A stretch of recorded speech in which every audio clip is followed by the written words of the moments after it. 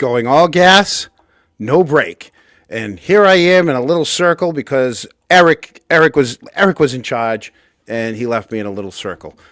Welcome to Canton Chronicle Live. I'm your host, John Camo. Some of you know me as Dixie Enormous. That's my Twitter name. Back with us tonight, we've got Eric D, and we have a special appearance, on-screen appearance. Since Boozy doesn't want to come on screen with us anymore, we figured, we still got to bring some sex appeal to the Canton Chronicle, so it's going to be Boston Brandy. So one of our best mods.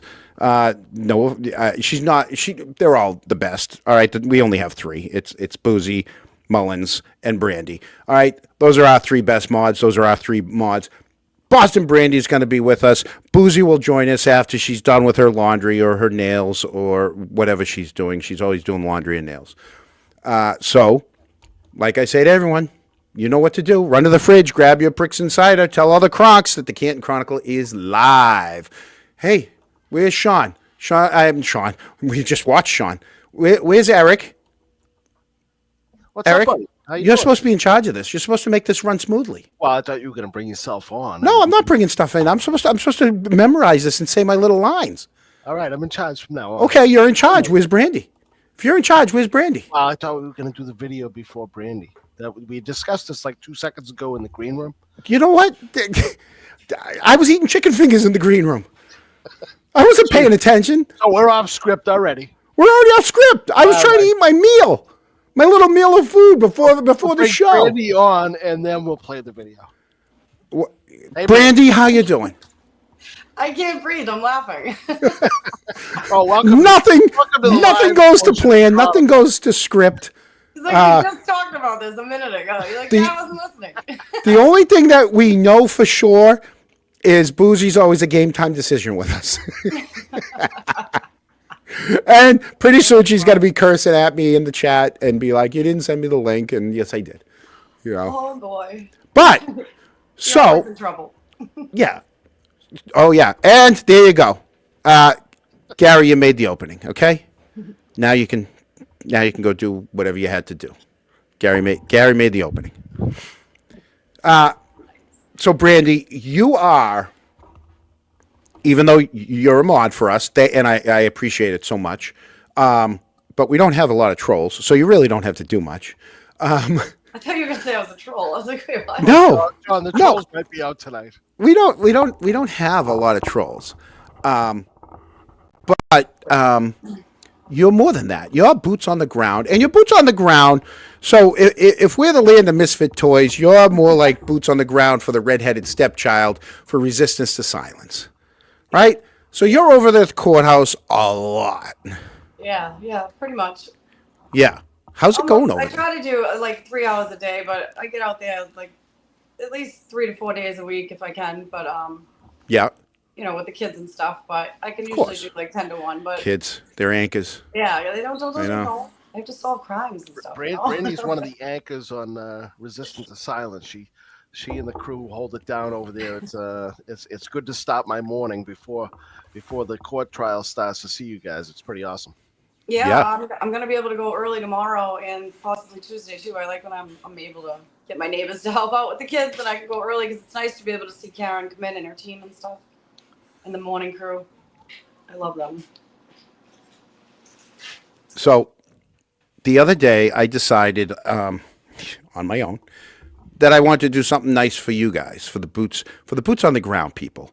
And so Brandy, this is partly for you and for everyone else that for the last 2 years has stood out over in Dedham, rain, shine, heat, right? I just wanted to let them know that I recognize them too. So I'm going to play this for some of you people have seen it. I made this just the other day, and we might as well just play it.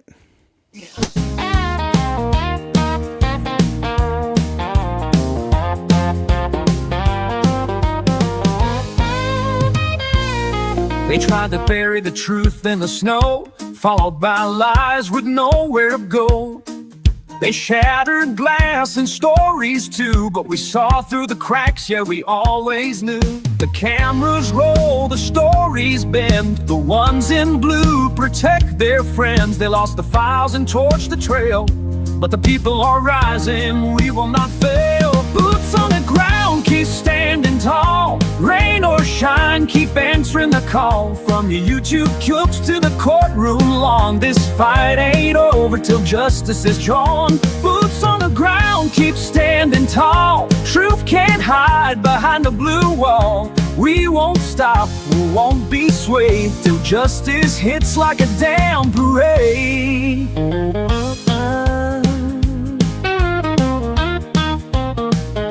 Told us move on, said let the courts decide, but the camera's blank and the truth's outside. You can stage your scene, but the facts don't file. We're not going quiet, cause we see it all. We were warned of conspiracies wild and untrue, while as they rehearsed their lines and the families did too. The DA shouts it's nothing but noise, as Higgins lawyered up and hid with his boys.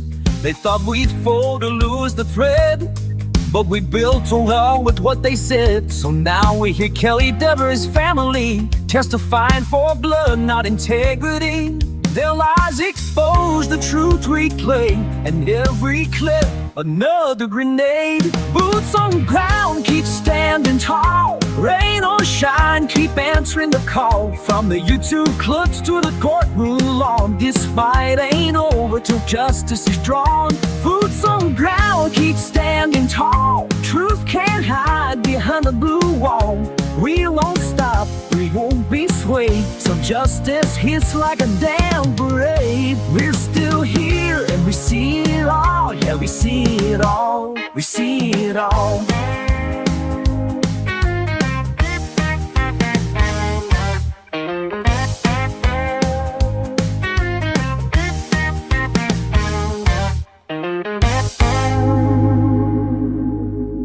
Well, it was awesome. Oh, well, I love that. that was for you guys. That was so good. I love That- Peaches. That was for you guys, because It's cute. you know, Too. if I had the chance, I would be over there a little more. You know, I just can't get out of work. Well, John, we know you said that. You've been putting an album together, buddy. I mean, I it's know I'm up not to 10 easy. songs. It takes I'm up to time, 10 and songs. That's number I'm gonna have to 10. really come up with a really good song for the end. You know, That's good. You've come up with some good ones already, though. You really have. kills me. So what's it like over there this year? I've seen it so I saw last year. I mean, it's a little different. I wasn't there last. I came out at the end last year. I came out in September. Yeah. So I missed last year, so I can't really compare it. But I mean, this year, just seeing last year, like I really wish I wasn't so scared and I came out last year, because it just looks like there's just a ton more people. It wasn't as like scary and intimidating with cops and stuff, and it just seemed more relaxed last year. Yeah. It me. was Yeah, a lot no. more relaxed. There was a lot. Yeah. The tension wasn't there last year.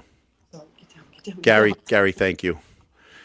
Gary gave us some Cheetos money. Although I do think this year compared to last year, Karen and her team's interaction with the boots on the ground is an entirely different thing, which I think it was good. It was good last year. It's like they've become part of the fan. Everybody knows everybody. They know everybody's name. It's crazy. Yeah, they do. Which is it's great to see, and they keep them going strong. Yeah, it's nice. Karen will always say hi. She knows like almost everyone's name. I think everyone's name. And they're all so personable. You know what I mean? They're also friendly and genuine and kind, and they show grace. Like, they don't have to, and they do, and it's nice, So. Yeah, I miss it. Yes, Mullins. Gary gets a super chat. I put his picture up. Isn't that good enough? Oh, We put his picture up. I didn't even have my chat on. No, we put Gary's picture up, and now we'll give him what everybody else wants, what everyone else is getting 2 weeks in a row, right? 2 weeks in a row now. Give us fucking McDonough, and we'll go easy on you. Oh, holy crap, dude! I see that. Sean, holy crap! Oh, Jesus! Thank you, Sean. John, take a sip of your Prixon cider. Oh my God, go ahead, Sean. Thank you. Cheers. Thank you, Sean. Holy crap! Well, that was awesome. Yes. Wait. Sorry. Oh my God. Well, he gets himself for that one. Give us fucking McDonough, and we'll go easy on you. Oh, Sean, my I God. apologize for not. I'm going to have to be on the the watch again crew because John had me in the green room, and I wasn't able. We tried to multitask, but so I'll be catching up on your show later after hours. I didn't have a plan for this show until 11 o'clock. So from 11 on today, I was working. You had me working. What about this? What about this? Can you do this? Can you do that? I was out pounding sidewalks, for Christ's sake. Yeah, I had a mean, graduation. I had a graduation to phone up. watch today. Pick the phone up and take some ideas. Some of us have other things. We had a graduation. Listen, you Right. drive home from work and you put these songs together. It's You're in graduation traffic. season, Eric. It is. Now you can't multitask? Yeah, I'm supposed to be on my. Listen, I'm already on my phone as I drive home making these videos. You want me sitting there in the graduation and just do. No. Speaking of which, something you want to say, Eric? Yeah, I did want to say something. In fact, I know you did. Considering I know. graduation season, my niece Izzy is what we see for the foreseeable future is the last DiGirolamo to graduate Canton High. So I'm very proud of her. She's on to do bigger and better things. She's going to college, and she was a 3-sport athlete.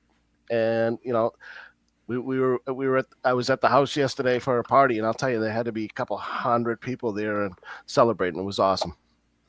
So they're breeding you guys out, huh? You guys are like almost into extinction, huh? The Well, DiGirolamos? we still have hope that she's not the final, but there's nobody in the horizon yet. So there's work to be done. Yeah. Well, she can always keep the name. I don't want to put any pressure on my nephew or anything, or my cousin's son, but they got work to do. Yeah. And you never know. I mean, they may not land in Canton. They got their lives to live. But for right now, Izzy, she's the last of the DiGirolamos at Canton High for right now, and she did a great job. And 3-sport athlete, captain, I think, in all 3 sports. So. Wow. Yeah. Oh, we'll be getting into sports tonight. We're going to have some sports discussion tonight. We are. Brandy, I almost called you Boozy. I almost said, Boozy, do you have any? How long before you? It's Boozy Beauty, I know. Brandy. Boston Brandy and Boozy Beauty. A couple more pricks inside. a couple more. I mean, I already did it with my my ex-wife and my current because they both start with a P. I know. I should have made her change her name. Which one? The second one. Oh my God. Oh, Amber, I got to lower that a bit, huh? I don't even know which one the mic is. Tell me. I've seen that somebody asked if any of the anti-Karen Reed is standing out, and there has not been one. Not a single blue shirt, not a single anti-person come out at all. No. This trial, not a single one. Just How's that, Amber? Amber, is that better? My mic was. I can't. I don't know if it's the headphones are gone, but I can barely. I mean, hello, it Sonny. is. Do you remember his It's a name? little late. John. Oh, yeah. Today there's a hopefully a very good chance that and for the right decision to come. But today may have been the last standout in Dedham. Really? Yeah. Why? And if you look behind me, the picture I got there is today's standout. We had a crowd of 70+ people. Oh. It was a beautiful day. That was nice. All right, so that one was the mic. That was the headphone volume, and now this one's my microphone. Now it's too low, so I'm all over the place. Sorry, guys. John, welcome back to the program. I'm such a rookie. I'm such a rookie tonight. I'm not shitting on Boozy. She knows I love her like that. The little redheaded stepchild that she is. So, yes, Gary, we will see you in a little bit. So, because of, you know what? The three of us are going to get into it right now. All right? And if she joins us, she joins us. Or when she does, she does. She must have a lot of laundry. So, in the town of Canton, where snow covers more than just the ground, there's been a pattern forming around the people that are directly tied or indirectly tied to 34 Fairview. And since I figured since it's graduation season, for all our Kronks out there, we want to welcome you to the most forgetful ceremony in Norfolk County, the Canton High School graduation class of denial. It's where everybody knows everybody until they're subpoenaed. So we're going to get into a bunch of people and their graduations and how they're tied. So, like I said, it's graduation season. It's where the caps are tossed high, the memories are tossed out, and the truth is hidden behind a red Solo cup and a gray hoodie. So, we're going to update our yearbook. And first up is going to be, let's see if we can pull this up. First up is going to be, I don't know where they are, up here somewhere. Here we go. Yeah. First up, Katie McLaughlin, right? There she is, right? Everybody's seen these pictures, right? It's not anything that they haven't seen already, right? There she is with Duty. We'll get to him later too. All right. So, Katie McLaughlin, firefighter, hot tub enthusiast, Canton High School class of 2014, cross country and track. She ran a 5K in 29 minutes and 3 seconds back in 2010.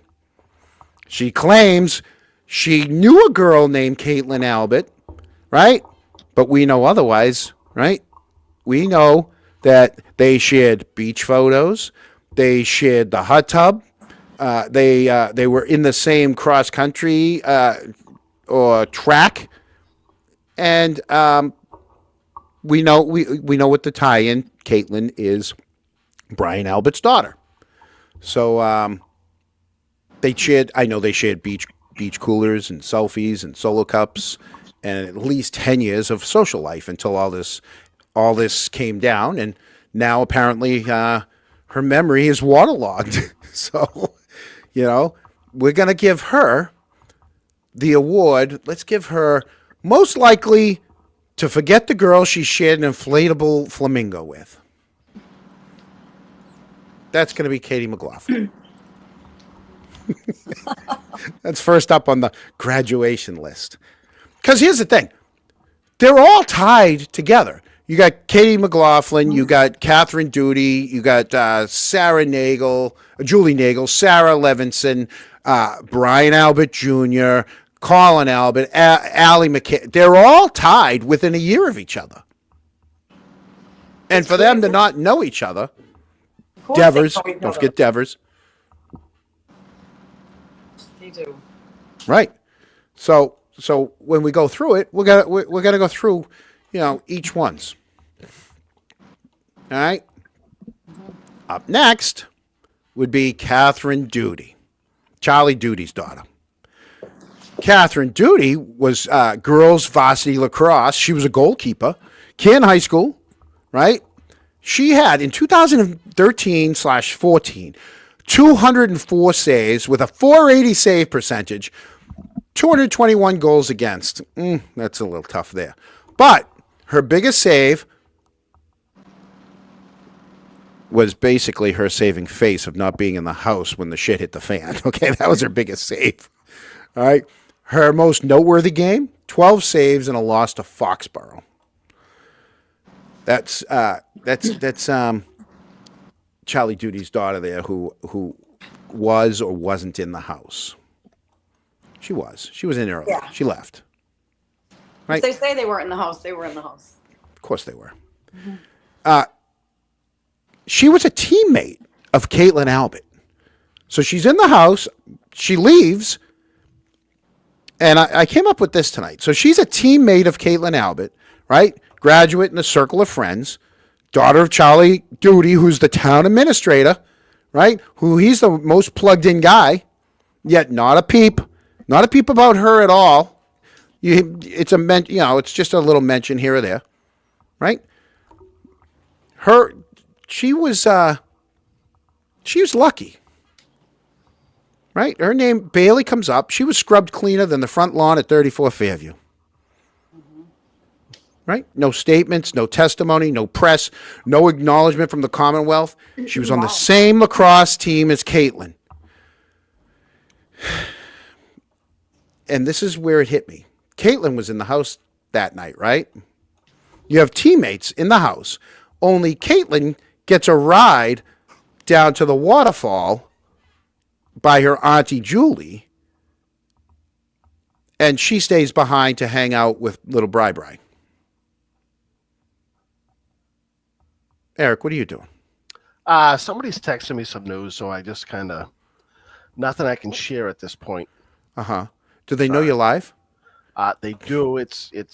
I'm gonna have to explain later, John. So you had breaking news, but you won't break it? No. And of course, Brandy keeps popping in and out. My apologies. I'm not. The role of Jimmy White is going to be played by Brandy tonight. I lost service. I don't know what happened. What do you mean you lost service? How do you lose Wi-Fi? I don't know. It never happens when you're on resistance. I never see problems when you're on resistance. Yeah, because I can just pass the phone off to someone else when I'm on live. So it struck me as funny is that these two teammates didn't want to hang out together. That Caitlin decided that she was going to ride with her aunt Julie and her mother over to the waterfall, and left her teammate behind to hang out with Sarah Levinson and Julie Nagel, and Brian. Oh, really? Yeah. Wow. All right. Well, I think that once this is all over, if they just make a couple arrests, like once people start getting arrested, that's when people will break. That's when they'll get scared. Like no one's talking right now, but once they slap those handcuffs on and actual charges are pursued, I think that's when people will break down. That's when we'll get some truth. That's when people stop turning. I mean, I'm hoping. Don't burst my bubble. Not yet.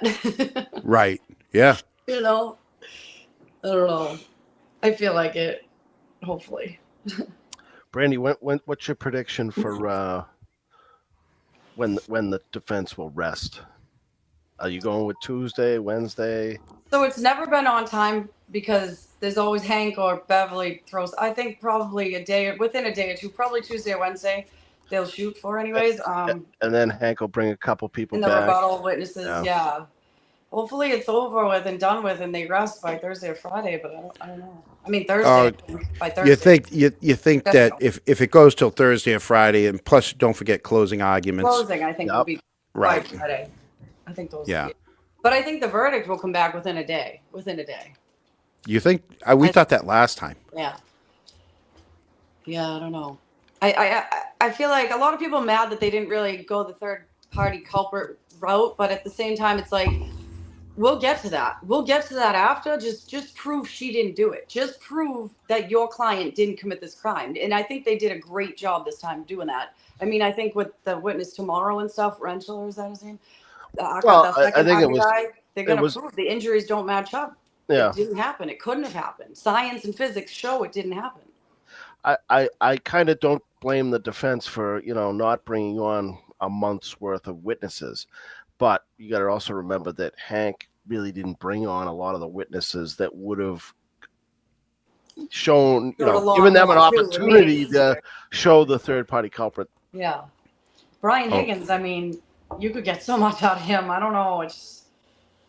He's everything. He's everywhere. I hate to see these people not have to squirm. And Oh, not Brian have Albert, to Brian squirm. Higgins, without a doubt, I Brian would have Albert, loved to have seen on there. Yeah. Just And I would have loved to seen Colin and Allie go back up there. Well, all of them. I think they're protecting them. Yeah, Protecting the kids, of course. of course. if you go back to the videotape or the the cameras from the waterfall, that's been dissected now so much between the first trial and now Yeah. that's kind of the game changer. And Brian Higgins and Chris Albert interaction is very telling. Yeah. Yep. And I hate And I think that from looking at it, and I'm not It's saying I'm true. an expert or Absolutely. anything, but Chris seemed to be trying to calm him down a little bit, and Brian Higgins seemed to be a little hot-headed. Oh, yeah. But was he though? But was he? Because was he trying to calm down, or was he saying, "Get back here and finish this now"? Where do you think you're going? I think just they want to didn't go need that outside. thought. Like, don't. I leave think here Higgins without wanted to finishing. go outside. I think Higgins was inviting Yeah. John to go outside in the parking lot. Yeah. Cool. Yeah, I see that. I can see it. And now, it but looked can to me also like say- Chris was kind of trying to calm the situation down a little bit. Hey, so this just in again. Looks like the back channel, Sean, is ready to do a show with the man that's offering that $5 million reward. Oh, is that true? That guy? Yeah. Yeah, it's true. Oh. Yeah. Yeah, I was wondering about that. Yeah, there's a very good backstory on who the guy is, where he's from, and yeah, Sean, I'd love to. You want to do us? Yeah, count us in. We want in. We'll do it. The Chronicle's know? not afraid. Huh? The Chronicle's not afraid. We're not afraid. We're not afraid of his $5 million. You know, I have a price. It's not $5 million. So, Can we get a finder's fee? no, dude, I'm taken aback by Sean's generosity right there. So, yeah. Shall we move on to the next graduate? Yes. Go right ahead, John. Okay. Next up, I think I have a picture of this one. No, I don't. I don't have a picture of this one. All right. Well, we'll just go through this one. We did have a picture because she was just in one of the last pictures. Caitlin Albert, the beloved daughter of Brian Albert, class of 2014, lacrosse star, girls varsity lacrosse. Right? She's about 5'8". Her number was 17. She was a defender. Excuse me. They went 10-8 that year. They came in 4th place, and they were ranked 68th in Massachusetts. Not bad, almost top 50. I got into it already. What struck me is that she decided she wanted to go to the waterfall and go hang out with her mother, not her goalie from goalies are weird anyways. Nobody likes to hang out with goalies. I mean, even in hockey, the goalies are a little weird. She also did cross country and track and field back in 2013, right? She did the 1.5 mile, the 3 mile, and the 5K events, which would just happen to be the same as Katie McLaughlin. Go figure. The ones that kind of knew each other but didn't know each other. And now she's graduated up and working in the Attorney General's office, hired under Maura Healey, and that places her firmly inside the Massachusetts prosecutorial.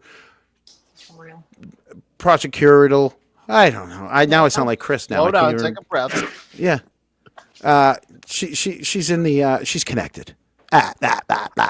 She's connected, right? Yeah. They're all connected. Charlie Duty can watch over his daughter. Brian can have someone watching over his daughter. You have somebody in a different position, making sure that these kids are protected. Yep. You know. Exactly. Oh, and also the Katie McLaughlin. I also hear good news. Good news. Sources say she's back on the force for now. Excellent. Right. So she's back on the fire department. I guess the year was almost up, so she probably made it back within the year. How do they Yeah. trust her? Being What's a that? firefighter, you have to trust the person that's going behind you to have your back. Like as a firefighter, like just going into a fire with her, knowing that she could possibly be the biggest liar or she is a liar, if you truly believe that, like I would feel danger every shift. Not just that. I don't know. Not just that. Scary. She's fragile now. Yeah. And you had to take all that time off for what? For what? Because you were so scared because you lied? You were so scared? You shouldn't be in the job you're in then. Absolutely. She's just she's damaged. Hey, John. Yeah. Look who's still awake. Who's still awake? Jim White? Whitey? Jim White. Whitey still awake? Oh. Was it a long day for Whitey? It's always a long day on Sundays. It's double standout. I'm sure he had to go see his parents, but we're happy to have him. Yeah. Hey, Whitey, how's it going? I'd have you on, but I would have to send the link to like 3 different places. I told him today. I said, "Don't be jealous." I said, "Just I know Brandy's coming on, and you're not coming on." And Aw. Yeah. We called an audible and we brought Brandy on. I personally always like to have that little me and Eric are 2 hard kind of guys, and so you need the softness. It was either you or Boozy. Thanks a lot. Thanks a lot. Right. So you're taking one for the team today. I'll do what I gotta do. I'll fill the dead air. Oh, while Boozy's folding her laundry right now. She's folding all her Taylor Swift t-shirts. Did you? So I was reading something today. I don't know if it's true. Is it true that if you're found guilty of perjury, you can lose your right to vote? What? And you can't hold public office anymore. I think. I don't know if that's true, but I want to know. Well, none of them are going to get charged with perjury. Yeah, you have to like know that they definitely knew what they were lying about and that they did it to deceive the court, and that it would have an outcome, like it would have a decision, like something to do with the outcome, like it would have made it like a different outcome or something. So I don't know. I think a lot of them could be proven to have perjured themselves. I really do, especially Deaver. I like this one. None of them vote anyways. I know. I want people to get in trouble for what they did wrong. I want people to be held accountable. I want people to show that they can. Don't we all? It's so sad. It's so scary. Oh, see Bob saying it has to be a federal perjury.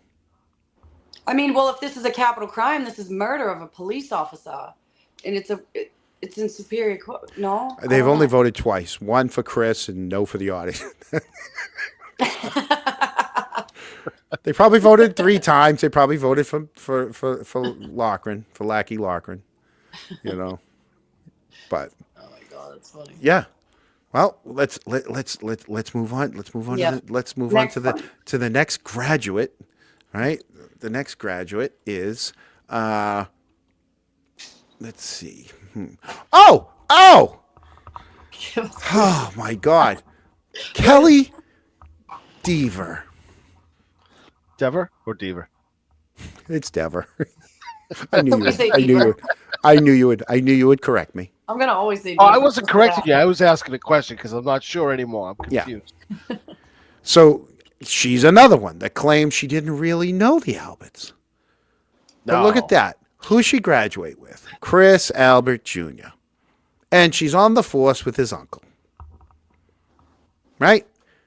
And what does she do? She retracts her memory like it was a freaking parking ticket getting fixed by... No, I'm not even going to say their names anymore because they had nothing to do with this. I was going to go into... How about Earl Newhouse? Earl Newhouse, all right?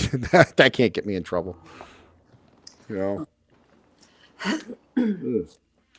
Kelly Dever, believe it or not, folks, was a standout on the Canton High School girls varsity volleyball team. Right? I have no clue what an opposite is, but she was an opposite. Her number was 32. She stood at 5'7". Okay? Played 34 sets. The national average is 52. She recorded 24 kills, which was 45th in the Hockomock League. She got 20 digs, 5 blocks, and an assist. And she helped steer Canton through key matches, including in the tournament, like a 3-0 win over Milton back in November 2015. Now, the other thing I happened to find, like we said, is that since they don't know each other, they do know each other, they don't know each other. Let's see her graduation. Christopher Michael Albert Jr.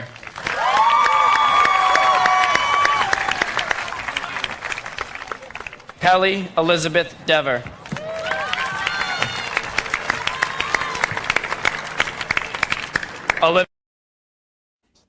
There you go. Chris Albert Jr. and Kelly Dever. They don't know each other. It's freaking Canton. Everybody knows everybody in Canton. Right, John? Right, Eric? You may not be close with everybody, but you know everybody. But you knew who they were. Oh, I mean, the average graduating class is in the 200s, maybe 300, for a big class. I mean, you knew who you grew up with. Absolutely. Yeah. So I think she on awards night, she won most likely to misplace her own testimony. Who's giving out these awards? The Chronicle. The Chronicle. Okay. The Chronicle Awards? The Chronicle Awards. Instead of going down to the town club and getting awards, right? We're gonna have to have a tuxedo night. We're gonna rent the town club. Yeah. Okay. Up next, Brian Albert Jr., class of 2017. I could be wrong on this one because there's another Albert, a Brendan Albert, and we know Brendan Albert played football at Canton High, and he was a captain over at Bridgewater, right? But it's telling me that Brian was a basketball player. So not what I guessed watching his testimony, but he was a according to sources, which could be wrong. He played lacrosse and he played basketball. So kudos to him. I mean, he's a very quiet guy who could look out the window. Yeah, he's 10 feet tall.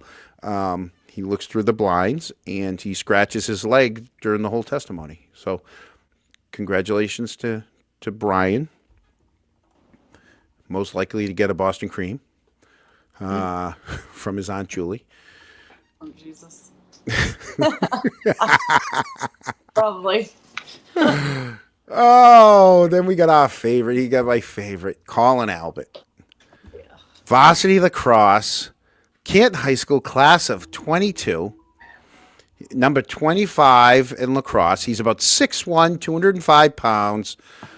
Played from 2018 to 2022.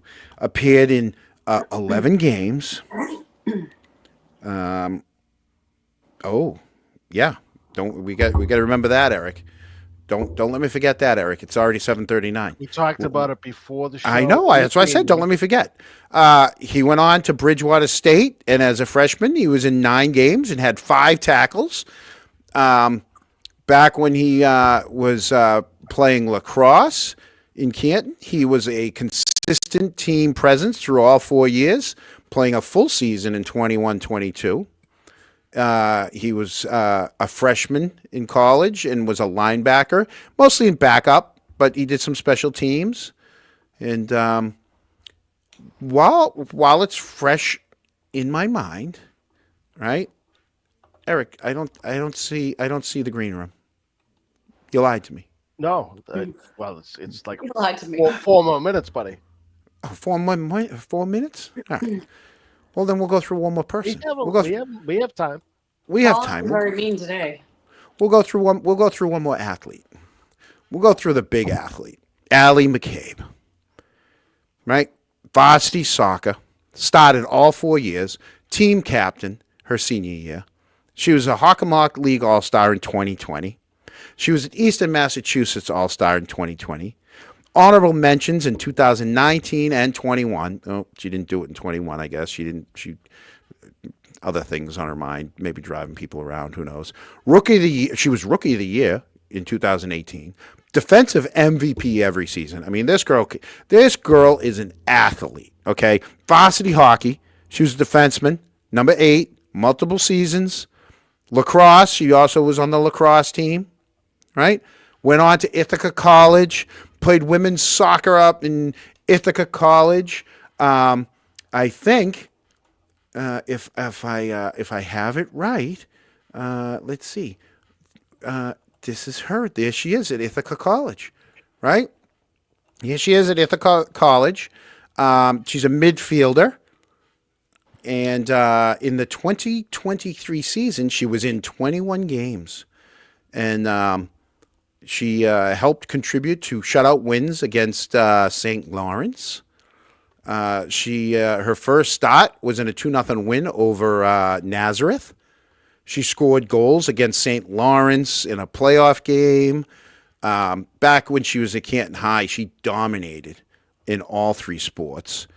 I wouldn't be surprised if she makes it into the Canton High School Hall of Fame with all of the with all the attributes she has. I bet you she's going to make it into the Canton Hall of Fame. Yep. So yeah. So kudos to Alli McCabe out there at Ithaca College, and also she is quite the Uber driver. Let me tell you. She is one of the best Uber. She doesn't know the names of the streets in town, but she can get around town, right? I mean, a lot of women don't know the names of the streets in their town. They just kind of know how to get around, or they have a GPS. It just goes to show you can do all these sports and you can have all these accreditations and everything and have such a great life and be so good at these things. And one night, one bad decision can ruin it all. It's just like Boom. Stupid decisions. One night. It's all it takes. It's all it takes. Yeah. One wrong choice. One, it just. Now you're crying and getting made fun of and getting run out of town, probably facing prison time. And it just sucks because if one person does something and you're caught up in it, it does suck for a lot of them who didn't ask for it. But at the same time, none of them are coming forward either. So. Well, because I think it's we're all in. Yeah. As long as nobody cracks, we're good. Yeah. Yeah. It's a shame because somebody's dead. Absolutely. That's the sad part on all this. Sucks. It was it all, like you said, all it took is one swing, right? One stray punch. Choice. One hothead with a gun or a temper or something in their hands, right? And I'll tell you, I wouldn't be surprised. And the only reason that dog was jumped on is because they were taking him from the bedroom to go outside, and it was right in the middle of everything that happened. He doesn't even learn. He was yelling "fuck you" to me. Sorry, twice today in front of my kids. He doesn't learn. Like all of this bad press and all of this stuff, and all these people watching you, and you're still acting like that. You're still yelling across the street like that. Well, he just doesn't learn. It's just his family. They're just not good people. They're never going to learn. They're never going to change. And if you don't lock them up, more people are going to die. Well, let's, since we're still talking about him, I hope Boozy doesn't mind, and we'll stop it in the middle in case she does. Get on here. Let's talk about Colin for a minute. And like clockwork, a McAlbert comes out of the woodwork. Every single time, I'm telling you guys, every time Colin Albert is mentioned, this is what happens. Literally, every time on live I talk about Colin Albert, I get some kind of violation. So let me all just fucking paint a picture for you. It is trial 1. Okay? And you have all of the Alberts testifying. The prosecution's calling pretty much every Albert except Kevin, the Canton police detective. Weird. So not only do you have Colin Albert saying he was in the house, you have Alli McCabe, which was the person who drove him home, but at the same time, her Life 360 data stated that she was actually driving around for much longer than what she stated for, and she can't understand the reason why. A GPS on her cell phone was saying that she was still driving around, but I digress. We also have Nicole Albert, Brian Albert, Brian Higgins, who Who else was in that house that said Colin was there? Oh, that's right. Every single person that was in 34 Fairview Road admitted that Colin was in the house. And how many of them didn't see him leave? It's a known fact Colin was in the house, but go ahead. Try to sue me for that. I personally would love to see the discovery on a civil suit about Colin Albert. She brings it. She definitely brings it. She brings it, and she ain't lying. I know. Right? Not lying. Yep. You know? James, we do too. This will be the first show in a long time that she hasn't made. But we have Brandy. Hey, you know what happened to Brandy? I only came on because I thought she was coming on. No, I'm just kidding. Oh, thanks a lot. I asked her in Dedham, and the first thing was, who's it going to be? Uh-oh. Oh, no. Oh, no. We're good. Okay. Eric. By the way, before we go too far, Yeah. I broke the news last week of Brandy getting like 16 violations in about a half an hour on TikTok. Oh my God, that was awesome. Yeah. Tell them what happened today, Brandy. So today I did a live at the Standout, and it was only my second live I've ever done on TikTok, and I got kicked off, and I got suspended for a week because I was talking about Governor Healy and Trooper Enrique Delgado Garcia and just how there's no transparency, and I said something about Brian Albert too, and I said, and I'm not alleging this, and I'm saying it. If you want to sue me, sue me. Basically the same thing, you know what I mean? And I got cut off, and it said I had community guidelines, and then I tried to appeal it. They said my appeal was denied, and that, I don't know, it's just stupid. Like, who am I going to go to now? Like, I can't email China. Like, after my appeal on TikTok, I kind of just ended, so I take my punishment. But all I was doing was just talking about the governor and leaders, and I got kicked right off. There's no wiggle room with TikTok. Like, they just said, go on yeah, for 2 it's the weeks. second live I've ever done, and they just cut. It was like, nope, you shut off. I'm like, Yeah. all right. A lot of I'll words you back can't up. use on TikTok. Brandy's on the sidewalk going, I did a lot worse in high school and didn't get 2 weeks. The world has gotten so soft. The world has gotten so soft. Nobody likes But free speech. we're talking about real life and death. So, you know, Yeah, I'm not complaining about Chick-fil-A, nothing like that. You know what I mean? Like, I don't know. It's important stuff, I think. So Eric, Yes, sir. you have someone you want to introduce? I do. We have, if I can get her on screen here, we have Mizzy coming in. Uh-oh. What happened? We got to add her on to. Oh, we don't have.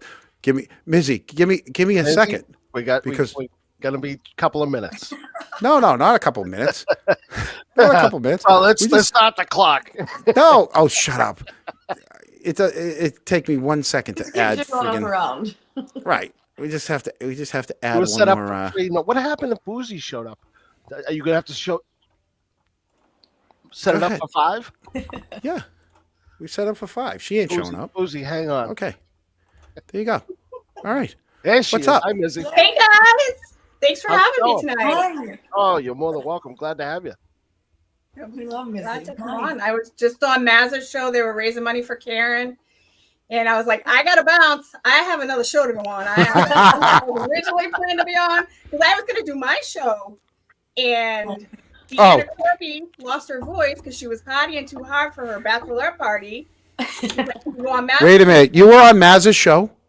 Yeah. Oh, another reason he's going to be pissed at me. You left Maz's show for us. No, Mazza, we love you. yeah, I wasn't supposed to be there, so I canceled my show, and I was like, you know what? No. I'll go raise some money for Karen. Hey, we reserved Mizzy like 6-7 days ago. So I know. Get in line. I was like, yo, I gotta bounce. I got people to go see. Deuces. How is everyone tonight? We're good. Good. So, what you got to tell us? Yeah, we have a standout on Tuesday. On Thursday, the 12th, at 2 to 4, at Michael Morrissey's office. But we do need to add a warning in there because Judge Bev threw in a little bit of a little thing that they might be doing court till for the full day of court. So please check social media because we are making plans in the case we have to change things up. We will still do something that day, whether it be just to go down to the courthouse and support Karen there. But if it's not a full day, we find out tomorrow. We need everybody that can come out and go to Michael Morrissey's office because we want him to resign. That's one of our goals to, And why don't you tell everyone where his office is? It's on 45 Shawmut Road in Canton. Which is right off of Dedham Street. Yes. And Yeah. it's Right easy across to from get to, Topgolf. right up the highway. Well, before you get to Topgolf. Yeah, It's just on the before. other side of the bridge. Yeah. And there's plenty of parking there. They have a huge parking lot, plenty of parking. There's plenty of spots to stand on the sidewalk, and just don't park across the street, park in the actual parking lot where the office is. And please, if you can make it on Thursday, please come down. We need everybody there so that he knows that we think he should resign, and that we also think that it's bull crap that what he's done to Karen, how he didn't charge Matthew Farwell in Sanders' case, and their atrocious investigation into Just en Route. So please come out. They haven't even reopened the case since the feds have arrested Farwell. They've just left it as a suicide, correct? Yes. It's unbelievable. And the medical examiner has not changed her cause of death. Shouldn't the Attorney General's office have some say in that as well? Yeah, they have some of her case.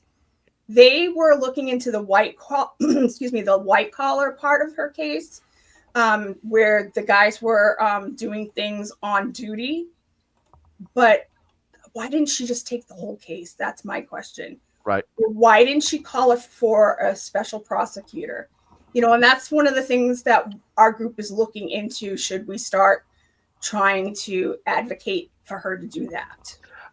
I don't know the law as well as you may. I assume that she has the right to pull this away in its entirety from Morrissey's office, correct? Yeah, she can do that. Like I said, she can call a special. I mean, her office probably wouldn't prosecute it. They would put a special prosecutor in place to, look at the case, see if it's viable for him to be charged. The feds turned over everything to, I believe, Morrissey's office. I think they were turning it over to her office and Morrissey's office, and they were already working with the feds. So you would think that with a 99% conviction rate that the feds have, that let's forget about Morrissey's office. That's a hopeless cause. That the Attorney General would step in and say, "Hey, we these people are serious people. The federal government. We better take another hard look at this, not just a sideways look at it. Let's take a real hard look at it." And it doesn't seem to be getting any momentum. I agree, and that's one of our frustrations that the medical examiner has, as far as we know, hasn't taken another look at it. You got to figure that 9 days before he was arrested, the DOJ and agents from the FBI and their pathologists went to the medical examiner's office and met with the head medical examiner, the medical examiner who did Sandra's autopsy, Trooper Fanning and Trooper Dunn. And they all sat down as a group. And 9 days later, he was arrested. So they've known that they should have reviewed her case since August of last year, almost a full year now. I don't understand why there's no movement in the state of Massachusetts. So wait a minute. They sat down with Trooper Fanning, Trooper Dunn. Yep. And who was the third? There was 4. Trooper Fanning, Trooper Dunn, the head medical examiner, and the medical examiner that actually performed Sandra's autopsy. And they brought, it was the FBI agents who handled Sandra's case. I would assume it was probably somebody from DOJ came with them. And they brought the pathologist that they used, who is a strangulation expert. And they sat down with them and said, listen, you guys, basically, y'all done messed up, and you need to look back at this case. or this is what we're going to do, basically. And where is he? Is he still sitting in federal prison? In Rhode Island, yes. So he's still sitting in federal prison, and yet, and they turned over everything back to Mass. Yeah, I mean, well, they took. I mean, obviously they kept what they had, but they basically made a copy and gave them. Said, "Hey, this is what we have. This is what we're saying happened. You know, we've looked at the case in its entirety, and she was murdered." Wow. So The process to get to Farwell's trial at the Moakley building, is it where you had anticipated it would be at this stage? Is it on track for a certain time frame? I was hoping it would be further along at the there's only been one hearing in person. I don't know if there's been hearings in secret, but the one hearing that we got to go to, the judge said to both parties, you know, the next hearing, which was supposed to be in early May, that we want you guys to come up with a realistic date for the trial. And that hearing was canceled. The last hearing that was supposed to happen was canceled. And the new hearing is on the 1st of July 1st. Do you think any of that has to do with the fact that the Karen Reed case is still ongoing, and with so many people involved in both cases, that they would like to have some finality to Karen's case before going forward with Farwell's case? That's a possibility. I don't know. I mean, it could be, or I mean, I know they are talking. I've gotten word from a source that, you know, they are, you know, the judge is talking with both parties, and all three parties are talking. So it's not like things aren't happening. It's just, it's not happening in court. So I don't know 100% because federal is such a hard thing to look into. But it very well could be. I mean, there might be aspects of the case that, you know, really bring both cases together, especially when it comes to corruption. I don't know. Well, I mean, you have Fanning involved in both cases. Mm-hmm. He's involved in he's involved bigger in Birchmore. There's bigger secrets. There's more victims. And they're not going to, nothing's going to happen with Governor Haley in power. She's helping Morrissey cover it up. Of course. I think there's a lot more with Kevin Albert, Fanning. It's my mind goes straight. I think there's a huge trafficking problem in Massachusetts. And I know Governor Haley has Wolahan up in the Supreme Court justice, they're all involved. They're all covering up trafficking. This is why they're going to charge Karen as many times as they want a conviction, so they don't expose the bigger secrets behind the scenes. Because when you get into civil suits and stuff and everything comes out, all their secrets, everyone's got some, like, I feel like Brian Albert, he was a surveillance expert. He has a lot on his brother.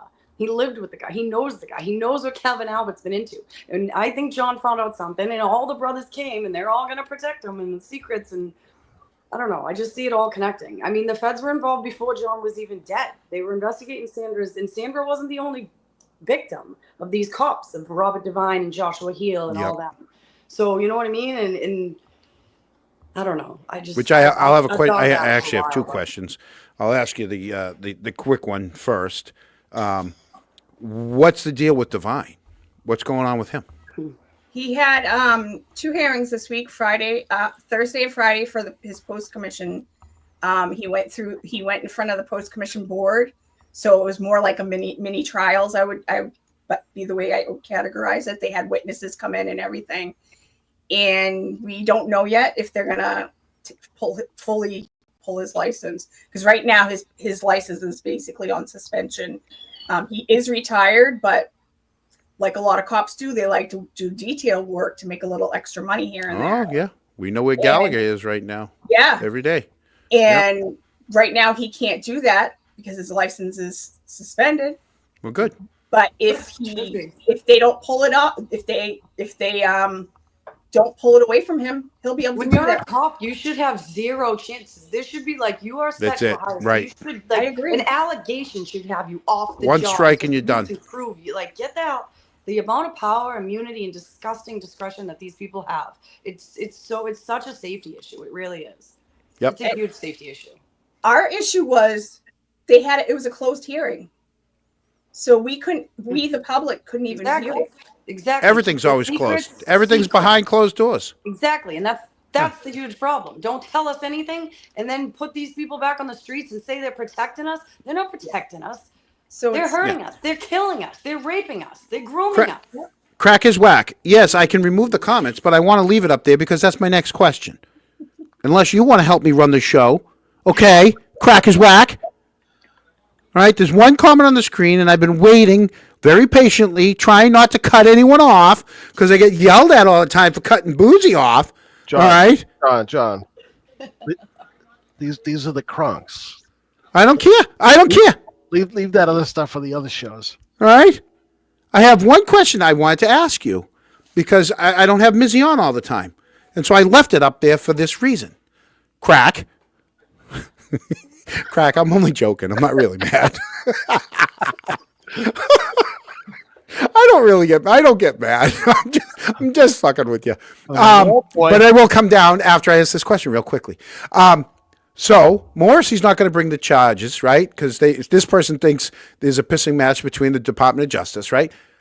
And is it true that Fanning cleared Farwell just by asking him in a parking lot of what happened? I really want to know the Fanning part of this because I'm intrigued with Fanning's involvement in all these things.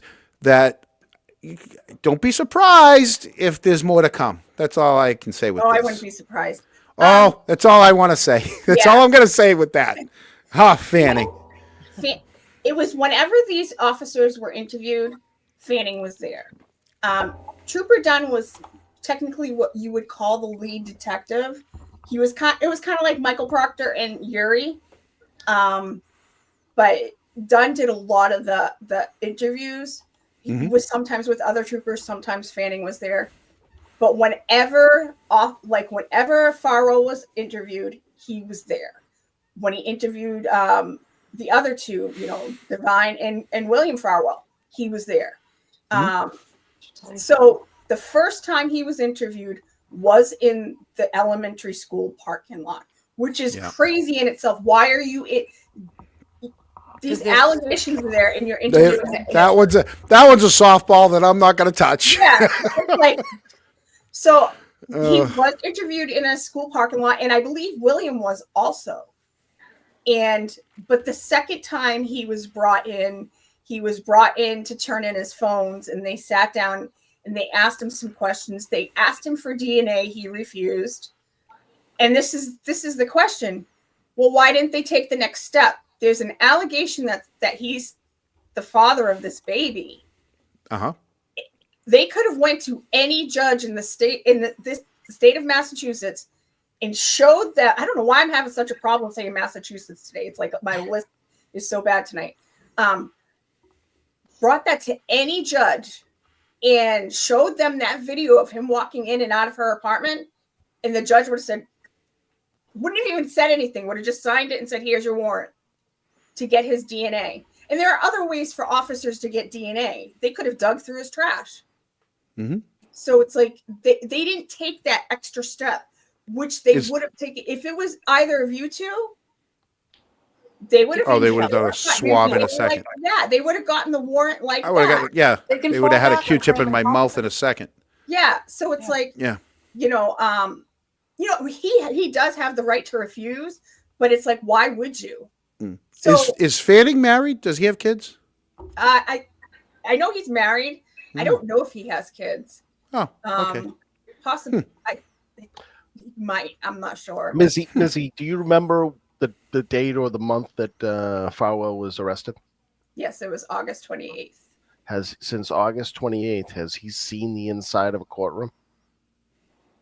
No, because he declined to do bail hearing, and he didn't come to his.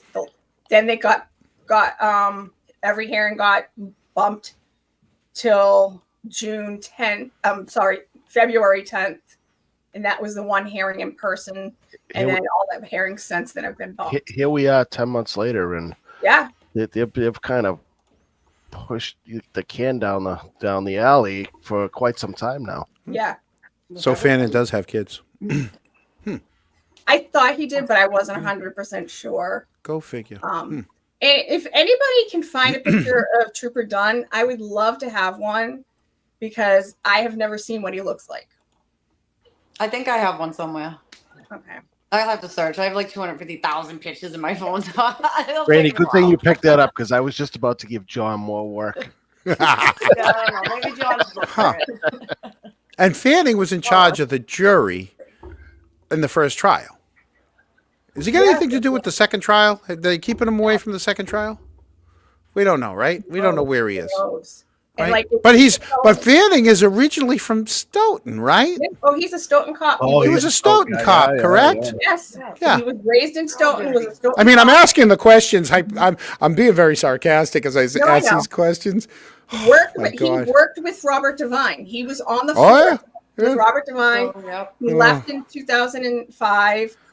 He was there when the Farwells were going through the Stoughton program, the Explorers program, as teenagers. He most likely met them then, and so I Hi, Miss Shorty. How are you? I assume he knew them as kids, and he definitely knew them as cops, especially Matthew. In the other banks, when Proctor texts came through. What? I don't know. Fanning was with. Oh yeah, he was on vacation. He was on vacation on the Outer Banks when Proctor's texts. Oh, came yeah. through. He said he didn't read them. He's a liar. It's Fanning, so stupid. he's a born again Christian. And you got it. Wow. Oh well, whatever. We need to stop talking about Fanning. we really do. Yeah. So That was Kimmy Lovin stuff. Huh? That was Kimmy Lovin stuff. But we need to move on from him. Just Don't be surprised. Don't be surprised if both of these cases take a huge turn. I'm Just hoping saying. because I'm ready to get in court. I mean, Yeah. but Yeah. he could be talking. He could be singing like a. Woodley could be singing like a canary. McDickles, I said that last year. Tully was in good with Berkey. Yeah, man. He's neighbors with Helena. He ran the shots. It was so basically. I put it out there on Twitter before. My opinion is the shit hit the fan. Higgins ran to Berkey, right? They said, "All right, don't worry, we're going to take care of this." But then they realized, and they used Tully right away. It was going to be a really easy frame job. It really was. It was going to be an easy frame job. But then she got really good lawyers. So then they had to kind of roll with it and make things up on the fly. And they weren't used to that, and they're not good doing that. And they had everybody on social media watching every little thing they did. And that's why they didn't get away with it, or eventually they won't get away with it. That's the problem. So yes, so McDickles, I'm with you. I've been saying it was Tully. It's basically the family, the people at 34 Fairview, Berkey, because he was the big wig at the police department, calls his buddy Tully, who's running Norfolk County. Tully gets Proctor and Uri, the yes men, to do what he tells them to do. They hold off the CERT team, right? Then they let them go. I mean, it's textbook. Couple people running the show with a bunch of people that are trying to do the right thing who aren't clued in on what's going on, and now you got a mess. That's what it is. And also think of it, like, I don't like to put Kevin Albert into Sandra's case more than he is, that we know of. Right. And I like to say that we know of. But he was there the second day. They were in her apartment. And I've often thought of, why did they need 3 Canton police officers, and I think it was 3 or 4 Massachusetts State Police officers for one tiny apartment when they already went through her apartment on the 4th. Why did they need that amount of officers on Oh, that one's easy. That one's easy. Well, I know why, but I'm just saying, like, to the No, and not in a nefarious way either. Money, right? They're getting paid to do this. Notoriety. They want to be the ones on that case, right? I want to believe that the difference between the two cases is that some of same thing. Like I just said a minute ago, there are a ton of cops on the Karen Reed case that were trying to do the right thing, but garbage in, garbage out. You come in and now there's stuff in front of you. You're going with what's in front of you. You don't know how it got in front of you, but you're going with it. And it's going to be the same thing in the Birchmore, right? They showed up. This is what happened to them. You know, stuff was placed in front of them. Nobody whispered. Who's going to whisper in their ears? No one's going to whisper in their ears. They're going to try to do the right thing. The problem is it was what got put in front of them. Well, there's also I have been told by a few different sources that there are 3 Canton police officers who did not agree with Massachusetts State Police. Correct. 3 of the 5 officers that were there, and they went to Gallagher and said, "We don't agree with it." And supposedly there was an email sent from Gallagher to the powers that be at that office, and nothing came of it. So this is why incompetency shouldn't go left unpunished. Exactly. No. Like, And here's the thing, Gallagher. So in one case, Gallagher does the right thing. Gallagher does the right thing. Yeah, but in another case, he just follows orders. Yeah, but you're like, oh, this guy just, this was put in front of him, this was put in front of him. Well, they should be double checking. You all should be double checking. You should be triple checking. That's your job, is to protect. You're not protecting anyone if you're incompetent, and you're not crossing your T's and dotting your I's and making sure everything is solid, 100% solid. Or get out and let somebody who can and will and wants to do it. And think of it this way. For 3.5 years, Matthew Farwell is a monster. He is a monster. He's the type of guy that you tell your kids about. Yes. Who is a monster. Mm-hmm. They left this man on the streets. A pedophile. Yep. A murderer. Everyone that knew it. 3.5 years. Who else did he hurt while he was on the streets? Exactly. And who else around him is just like him? Yeah. Well, we know his brother. We know his mentor, Robert Devine. And his mentor, exactly. Not alone. And all those people learning, you know how many other cops that we just don't know about yet? We just don't know about it because he's not the only ones. Because that whole department knew about it. 3 dudes in the same place, they were all doing it in that program. You know more than 3 people knew about it then. It's just those 3 got caught. Has anybody gotten I think that everybody knew about her when she was a child, like how maybe the grooming and all that. But the other stuff? Come on, they're cops, they're investigators, they're detectives. I know. I mean, I'm just saying, who knew about it did nothing about it. It's a very specific. You do it that you. It's very. It's very coercive. I cannot talk tonight. Control and like the secrecy that comes with grooming. That, but the other stuff of them all hooking up with her as an adult. Oh yeah, I bet I think the whole department knew. Mm-hmm. I don't think because it's one of the bosses. Mizzy. Not only did the whole department know, eventually, I have a feeling, it's just a hunch, Eric, one of those hunches, that it's going to come out that more than just those names were with her as an adult. Yeah. Oh yeah. You know what I mean, Eric? 100%. Well, there is something in one of their reports that said, because William Farwell was having Sandra, he was the one who it looks like was doing more of the trafficking of Sandra. He was introducing her to other men, Mm-hmm. and Maybe in the department. One who introduced her to a army recruiter, and he's the one who introduced her to Heel.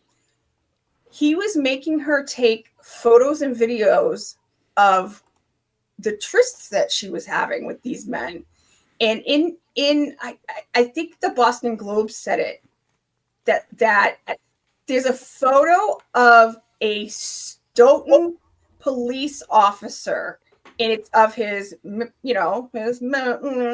and they didn't say there's a photo. I feel like they would have said in the report, there's a photo of Divine. There's a photo of, I think they would have said one of those three officers. But the way I took it and the way it was worded, it made it sound like it was a different Stoughton police officer. Do I have to do that? Which state trooper was it that missed all the text messages? Guarino, he's involved with it too. Guarino's a big dog in this traffic. But it's also Fanning. Well, let me ask you though. A lot. Him and Colleen Crawford. He misses all those text messages. Yeah. Did he see all those text messages? Oh yeah. Bring that information back to Charlotte Road, and they said you didn't see those. Yeah. Well, the thing is, then you Or find. was he all by himself? Matthew Farwell, when he left Sandra's apartment, he erased her from his phone. Now, I don't know if he factory reset his phone. It doesn't seem like it, because he was doing Google searches about can they recover old messages or deleted messages. So it doesn't seem like he factory reset them, but he did delete them all. So is it that just Guarino doesn't know what he's doing because he can't find Jen McCabe's deleted message, and he can't find Matthew Farwell's 32,000 plus messages, or is he just an idiot? That right there should have had a fire. But also, that's almost a red herring, because it didn't matter. They had everything on her stuff. She had everything backed up to her computer. So Fanning was reading all of those text messages all along, and he said, nothing to see here. He was very careful in those messages. Be ready for some huge bombshells. When? Mark my words. Give Note me a it. time frame. Write this down right now. That at the 1 hour, 18 minutes point of this show, I'm telling you guys, be ready for something you guys have never imagined before in your life. I'm just we'll go with that. Okay? And we'll leave it at that. John, is this a prediction, or is there? What are the odds on you getting this wrong? 0. Wow. I like those. I like when you throw nuggets out like that and then tell me Okay. 0% you're going to get it wrong. 0% I'm getting it wrong. And Mark all right. this down. 1 hour, 18 minutes into this show. I mean, people thought I was crazy saying, I mean, not crazy, because they were seeing what was going on with Karen, but they were kind of like, does she know what she's talking about? And like, when you watch that, it's like a 17-minute press conference with DOJ and the FBI, like everything he's saying is what I was saying for 2.5 years. And I was just like, I'm vindicated. I wasn't just this lunatic screaming, she was murdered, like, and there's more stuff that I know that people don't know, stuff that I can't say because I've promised people that I won't say. So there's a lot of stuff that I know. But, exactly. I can't give up my sources. I don't mean to laugh. I know. But there's a lot. I mean, like, I knew of the nature of Matthew and Sandra's sexual relationship as an adult before it came out in that press conference, because I had a source come to me. So, and if anybody out there has some information, I mean, I do have to vet it, or I do have to take it with, put it sometimes. Some stuff I just file in the back of my head, and some stuff I, say that I think that, Bag it, tag it, put it on the shelf. Exactly. Because I've heard some out there things. I know a lot of people try to marry John and Sandra's case is more than I don't say it's not, but I can't, because of who I am, being the face of the group, and the one who's out there speaking, I can't say stuff that I don't have proof for. You know, I kind of merge those two together, but I also add, and I sometimes get this name wrong, but Craig Casey to it. yeah. So, in that sense, that there All was the same just players. it just doesn't seem like the investigations in those 3 cases went very well. So therefore, I'm going to kind of loop them together, and somewhere in there, there's common denominator. None of this should be happening in small towns. You can see it in cities where, whether it's, South Boston, Charlestown, Revere, any of the projects, right? Where people are not really forthcoming and the cops aren't really, you're never going to get that, the information. But you don't see that in small towns like this. How often do you see 2 murders a year apart And then Right. just in a on small too. town?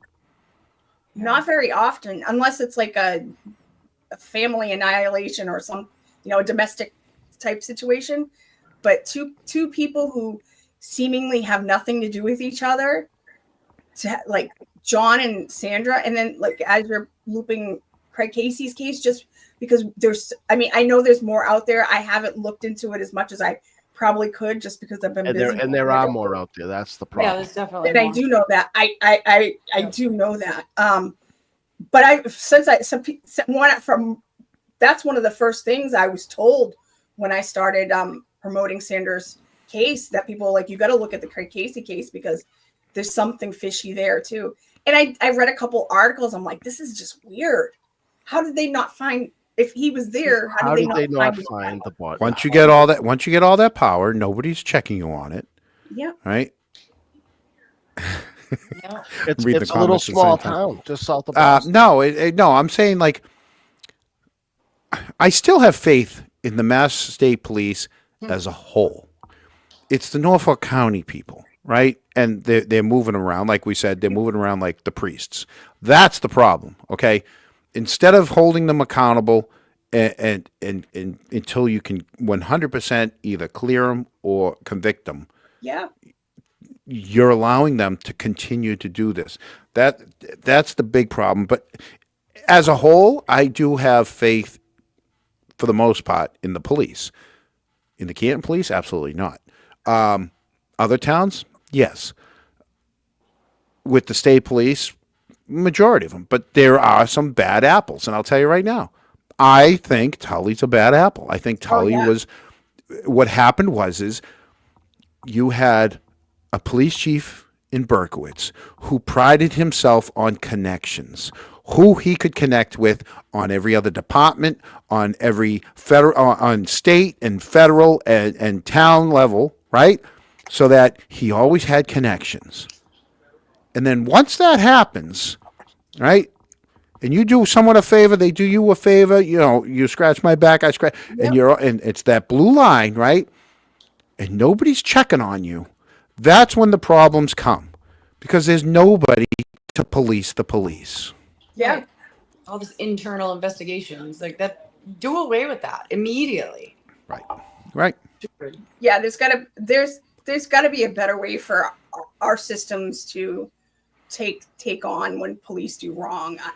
Yep. I don't have all the answers. I have ideas. How about this? We know for a fact there's only so many female officers in that department.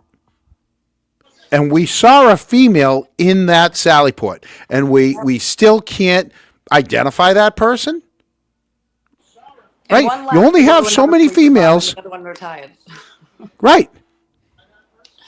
Isn't that funny? Everyone that's involved like either got demoted or rehomed or retired.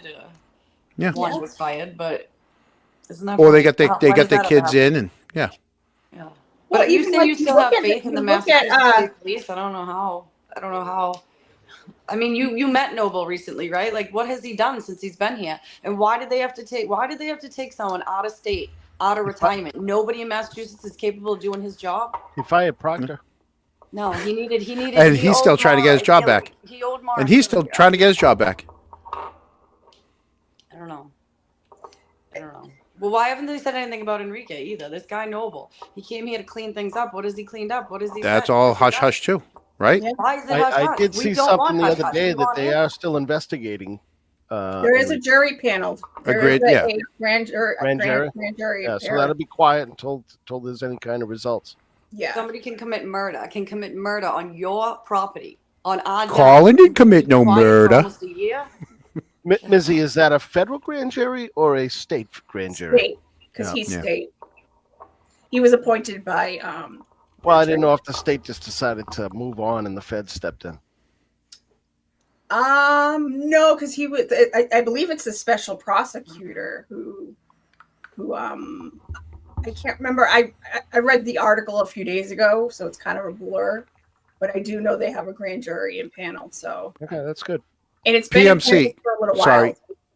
Let me just throw this out real quickly, just so I can see it in the chat. PMC, Noble's no good too. How do you? Is this something you know? Is this something you feel? If you have something, can you throw it in the There was chat? stuff from New Jersey. There was like issues in New Jersey with There's him. definitely Yeah. a lot of issues in New He was Jersey. retired. And With like, the why whole did you New take him out of Jersey- retirement? Law enforcement. Oh yeah, there's I know there's yeah. New Jersey's had their issues too. This, I mean, people think this is a Massachusetts issue. It's not. This is, Massachusetts just has the microscope on it right now. Yeah. Oh yeah. I don't know why. Yeah. And I mean, like the fact that it's like there are two huge cases. I mean, Karen's case is huge. Sandra's case is getting a lot of eyes on it too, and it's only going to get more and more the closer the case comes to court. Two huge cases that took place in this one little town, and people are like outside of Massachusetts, or who aren't like. I don't live in Massachusetts right now, but I'm from there. My family's from there. I love Massachusetts. I plan to move back there someday. The fact that this is happening in one little town, and it's mind-boggling, but it's a microcosm of what's going on in this country. There are police. I've covered for my channel. I've covered about 10 cases, and almost every one of them have a portion of it is partly to do to police corruption, whether it be a bungled investigation, the officer is the person who killed the person, or that it was like kind of like how Canton was at times, like the Keystone Cops. Whether this happens everywhere, so that's why we need to take this opportunity and keep putting us. Social media helps. We as the public need this to be fixed. We need this to change, because I don't believe that all cops are bad. I don't either. Me not to trust cops. That's why people need to speak up. Right. Yeah. Speaking of speaking up. Yeah. Speaking of speaking up. Hey, Kimmy Love and stuff. I love the fact that you don't know how to use the space bar. But this chat sounds like a bunch of ferrets on crack. So first off, you don't have to that be sounds like. an asshole, Kimmy. You can just say what your argument is. Okay. If you want, Kimmy, I'll give you the link. You can come on and say what you disagree with. Or we could just ban you, either or. Flip a coin. Yeah, flip a coin. But you see, I didn't delete her. Learn to use a space bar. Sorry. You know what it is? These people are. Timmy wants to come on. No, you know what it is? They have to make a name so fast because they keep getting deleted out of everyone else's chats that they're constantly making new ones. So they're just doing it as quick as they can. There's no thought behind it. Let the trolls. You think that you think she's had that account since 2012? No. Okay. No. That was just made a couple days or weeks ago. 12 minutes ago, yeah. 12 minutes ago after I shit all over Colin. Wait till I get to Dylan, guys. I haven't even come up with Dylan yet, okay? This little bunny rabbit. That's coming. It's coming later. So, all right. So, Mizzy, give us the date again. Give everybody the date again. June 12th. June 12th. 2 to 4. 2 to 4. Michael Morrissey's office. But Down off of on Shawmut Road, Canton. Shawmut Road in Canton, Massachusetts. But make sure you check social media before you come, because if there's a full day of court, we are going to have to pivot. Just because people want to make sure that either. Busy. If something happens, text Eric, and he'll put it up on the site. Because Absolutely. And if I have you such go, ADD. Don't forget, don't park across the street. They're not Right. gonna Don't let park that at across all. the street. Yes, no. There's plenty of parking right in their parking lot. Yeah. So, Right beside Somebody the can probate somebody court. can You take can park Momo's there. spot. It's Mark. Don't worry about it. He'll be fine. yeah. Yeah. He's I I got- mean, if he can walk in a parade, he can walk an extra couple feet to this building. You know? Right. So, all right. Well, thank Mizzy. Thank you. Unless Thank you you want for to. having me, guys. Yeah. Thank Lovely you, to Missy. see you again. Nice I'm to going to see go you. downstairs Tell and watch tell the show. Mazza I miss him. I will. I don't know if I told him this is where I was coming. I'm so We dead. love Mazza. No, I love Mazza. He's got to come on. He's got to come on one night. I already asked him, and he is willing to come on to talk about some 80s movies and 80s music. So, I mean, we just haven't set it up yet. Yeah. I just think that show that you guys did together, he just was like, He texted me immediately after and apologized, and I apologized to him, saying, I am so sorry. I was so geeked up. I was sitting in the hot tub. I got so excited because the 80s stuff. I apologize. I didn't mean to crash the show or anything like that. And it's all good. And he's and I said, I want to do the same thing. I want to have him on the show, and we want to talk about 80s stuff. You know? and he's very funny too. So Of course he is. He's a great guy. He is a great guy. Tall, but great. He's a wonderful guy. So. Yeah, he's very tall. Yeah. Thanks for having me on to promote. Again, guys, June 12th, 2 to 4. Make sure you check your, it's next on this coming up Thursday. Make sure you check social media, because we will, once we have to pivot, if we have to, we'll let you know. So Pivot. Thank you very much, Missy. thank you for having me, guys. Have a good Bye, night. Mizzy. Bye.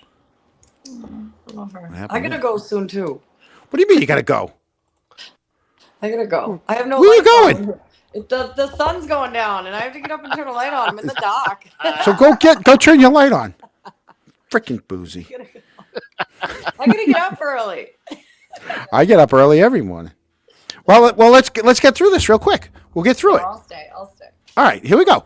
All right, because it's gonna get fun. Well, let's John, we forgot to tell her she's Whoa, on a not 3. that bright. We forgot to tell her she's on a 3-hour tour. Yeah, go ahead. yeah, a 3-hour tour.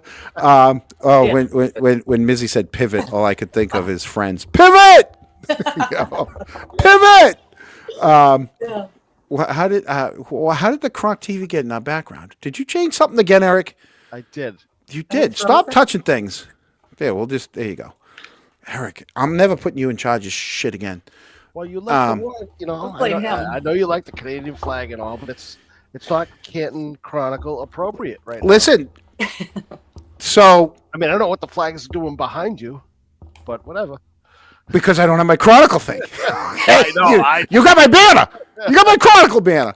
So, apparently, so I came up with 3 songs. Oh, and we did play the one that everybody loves, which I actually, and I told someone this earlier today. I said, you ever get the feeling where you spend hours on one thing and you think you think, oh my God, people are gonna love this. This is my baby, and you put it out there, it's so, right?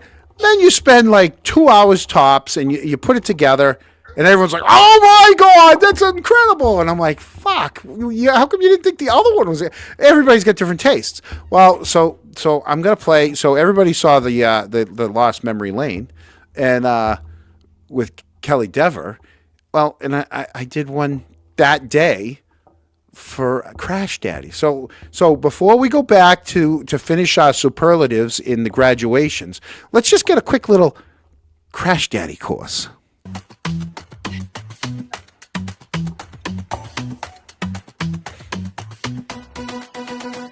He rolls in with the frost spit steel, freezing tail lights just to keep it real. A cannon in the lab, a glass in flight. He's launching cocktails in the dead of night. Not wearing a badge, but he's still the law. He don't miss a fracture, he don't miss a flaw. While the state runs junk with a click and a flash. Crash Daddy's testing with forensic smash. They call him the Crash Daddy, boom goes the truth.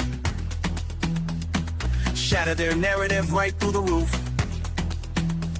While watching stuck in static, looking kinda shady. Moves breaking glass, signs gone 80s. Tail light terror on, not quite that gladness. Not what they say as the Crash Daddy.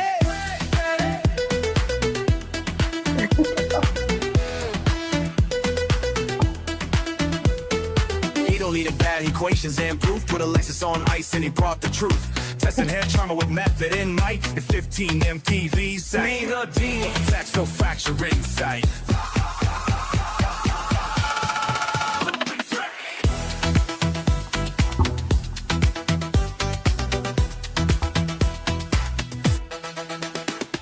They call him the Crash Daddy, rebel in specs. His data don't care about a blue eyes flex. While the Commonwealth fumbled, looking kinda chatty, he just said, let's test that real Crash Daddy. Forget fake forensics and the storyline shady. Truth ride shotgun with the Crash Daddy. He don't swing a gavel, don't carry a gun. But he cracked the case before the day was done. Let the jury watch, let the DA scoff. The cannon's fired and the gloves are off. Crash Daddy. Crash Daddy. Truth ain't dead, it just got chatty. And there's no allowed when the scene gets mad. Justice gets loud with the Crash Daddy. He's the Arctic King, courtroom combatant. Truth don't shatter, it's just crash, tested platinum.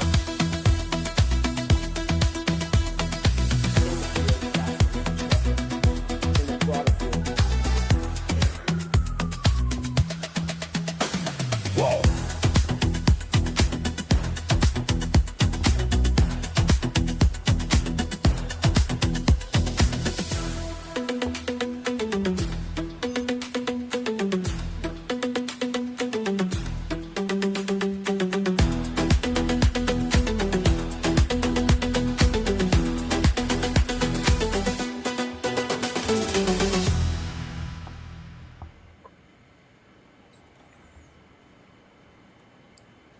Nice. That's John, nice. do we know now what it means to be clipped? I'll tell you, that's the pirouette right there. Where's that little three little? It's over here. There's Hey, the three little. do we have a top 2 or a top 3 on who your favorite witnesses are? Do we have a top 3 what? You know, a list. Each one of us have a list of like top 2 or top 3 witnesses that they've, thought were really good. Oh, lovely. I'll tell you who I want to see. The next witness I would love to see, I want to see Randy up on the... Okay. What about the witnesses we've already seen? I like that. Jen. Yeah. Lucky and Explain Barry. Jen a little bit more to me. John, did you just freeze? Frozen. Kitty. Yeah, we're better off. Let's keep it like this. You got a top 2 or a top 3? I mean, so far, What happened? You froze. You're back. Jesus Christ, I hope nobody walked in front of my T-Mobile unit. You're like the Tin Man. Somebody had to oil. No, I got people upstairs and they're all using the internet. That's what it is. I got people in the house and I forgot to tell them. Your mother-in-law wasn't allowed to watch. I forgot to tell her not to use the internet while I'm on. For $50 a month, you don't get much, okay? It's T-Mobile, Jen, and my 2 favorite, definitely Jen. this year, Jen? I mean, this trial, Jen? Yeah, this trial. So No. Oh, no. The first trial, Jen. This trial, Jen, I'll tell you, she did a good job doing her homework this trial. Yeah, she did. Gary, you missed something. Gary, we had this up like 10 times while you were gone, Gary. Where is it, Eric? Right here. Gary, we showed this like 10 times while you were gone. You made the opening, Gary. That was it. Yeah. This trial, Oh, the dog bite. The doctor. I loved her. Karina was good. Karina was awesome. She was good. Yeah. Karina's like my tied for third. I got my number Yeah. 2, number 1 solid, but there's so many number 3s. She's so Are they cute. gonna have They Garrett kept Wing? being Truthful. Are they gonna have Garrett Wing? I don't know. I heard no. But they fought for him too, but I don't know. Yeah. I don't know. I gotta tell you though, the medical examiner, right? Oh, I would. That's probably the last one because Eric, who was your first? Who's your top? my number 1 is Lucky Locker. Brian. Oh, Jesus Yeah. Christ! Yes, Yeah. Lucky. No, Oh, like, okay. no-brainer, so. Lucky and Dev and the Barrows. Barrows. My 3 are Lucky number 1, Barrows number 2, and Dever. Dever number Yes, 3. Lucky, Barrows, and Dever. Those Yeah. are my top 3. For different reasons, obviously. But, Absolutely. Yeah. Lucky was as solid a witness as I've ever seen on a stand. yes. I mean, he took Dude, he took he owned Hank him. to task, Owned him. and Hank's no dummy. I mean, we don't have to like Hank. He's a smart cookie. He is. And Lucky didn't miss a beat. You know what Lucky showed me? He showed me how good of a listener he is. Oh yeah. Because he focused and he just when things just weren't. He called them out on it. He called, I think he just saw it happening, and Lucky was on his game. Yep. People in that Hey. generation, like older, like Dr. Russell and Lucky and them, I feel like they're all like they take offense. Like their good name means a lot to them. Yeah. Which Right. means a lot for a lot of people, not just their generation, but like you offend them, you dare make them look bad. Like hello, they're telling the truth. The difference between the way Lucky talked about I don't drive a tow truck and Dever saying my name's not Dever, Just that shows the difference in like, you don't class remember right my there. name. And that's Yeah. a generation thing too. It really is. I don't want to really, Bring back manners. poo it. Right. I mean the manners over the last. Respect and everything. Generation Respect went out has the been door. lost. That's why we got so much more crime. Do either of you guys have pets? Yeah, I got a dog. You have a dog. Well, if you're ever in the need to have a chain link fence, any kind of stockade fence, let me tell you, Richie Schiffer is your fence guy. He's down at Canton Fence. Now, I'm not doing a commercial for it, but I will say, Canton Fence, if I ever needed a fence, that's the guy I'm going to go to, is Richie Schiffer down at Canton Fence on 138 in Stoughton. Will he come to Whitman? I don't know. I actually set my fence on fire the other day. Well, not really, but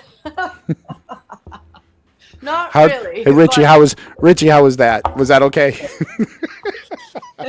Everybody's got a price. Yeah. Come to Whitman. Yeah, I think it's just a generational thing with these people. Oh, because I don't want you to have to run away. We have a little more boozy to go through. I have more than one. I have more than one boozy tonight. We're gonna play this one. You know what's the most funny thing about this case?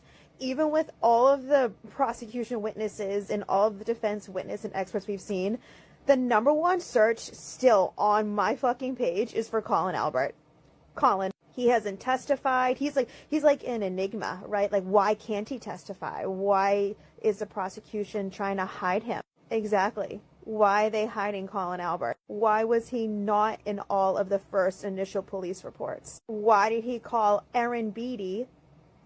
Why did he call Aaron Beatty at 12:33 that same morning when John O'Keefe was dead? Why has the Beatty family been consistently harassed by the McAlberts? There's too many what ifs and unknowns for Colin Albert. And if you guys all watch the first testimony from trial 1, that kid was like, I don't know, and then randomly knew specific times because he was coached. He was told what to say.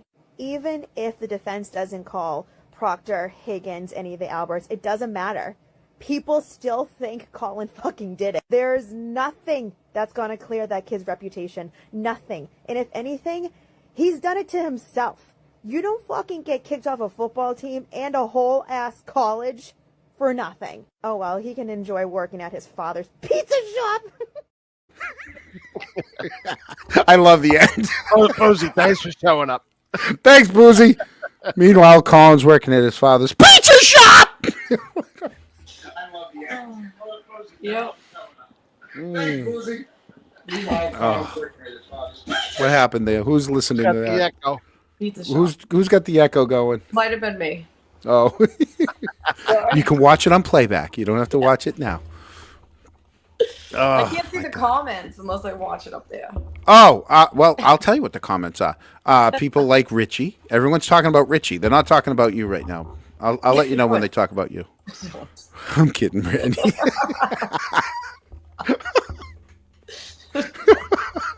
Just kidding. I love you. Oh. So yeah, let's finish this up. We only got a couple more people. We can finish this up. Let me get my script. Let me get my script out. You know, I spent all afternoon typing this shit up. And we blew it right at the beginning. I know, I did. Did we talk about Dylan Albert yet? Canton High School, class of 2025, number 46 in football, right?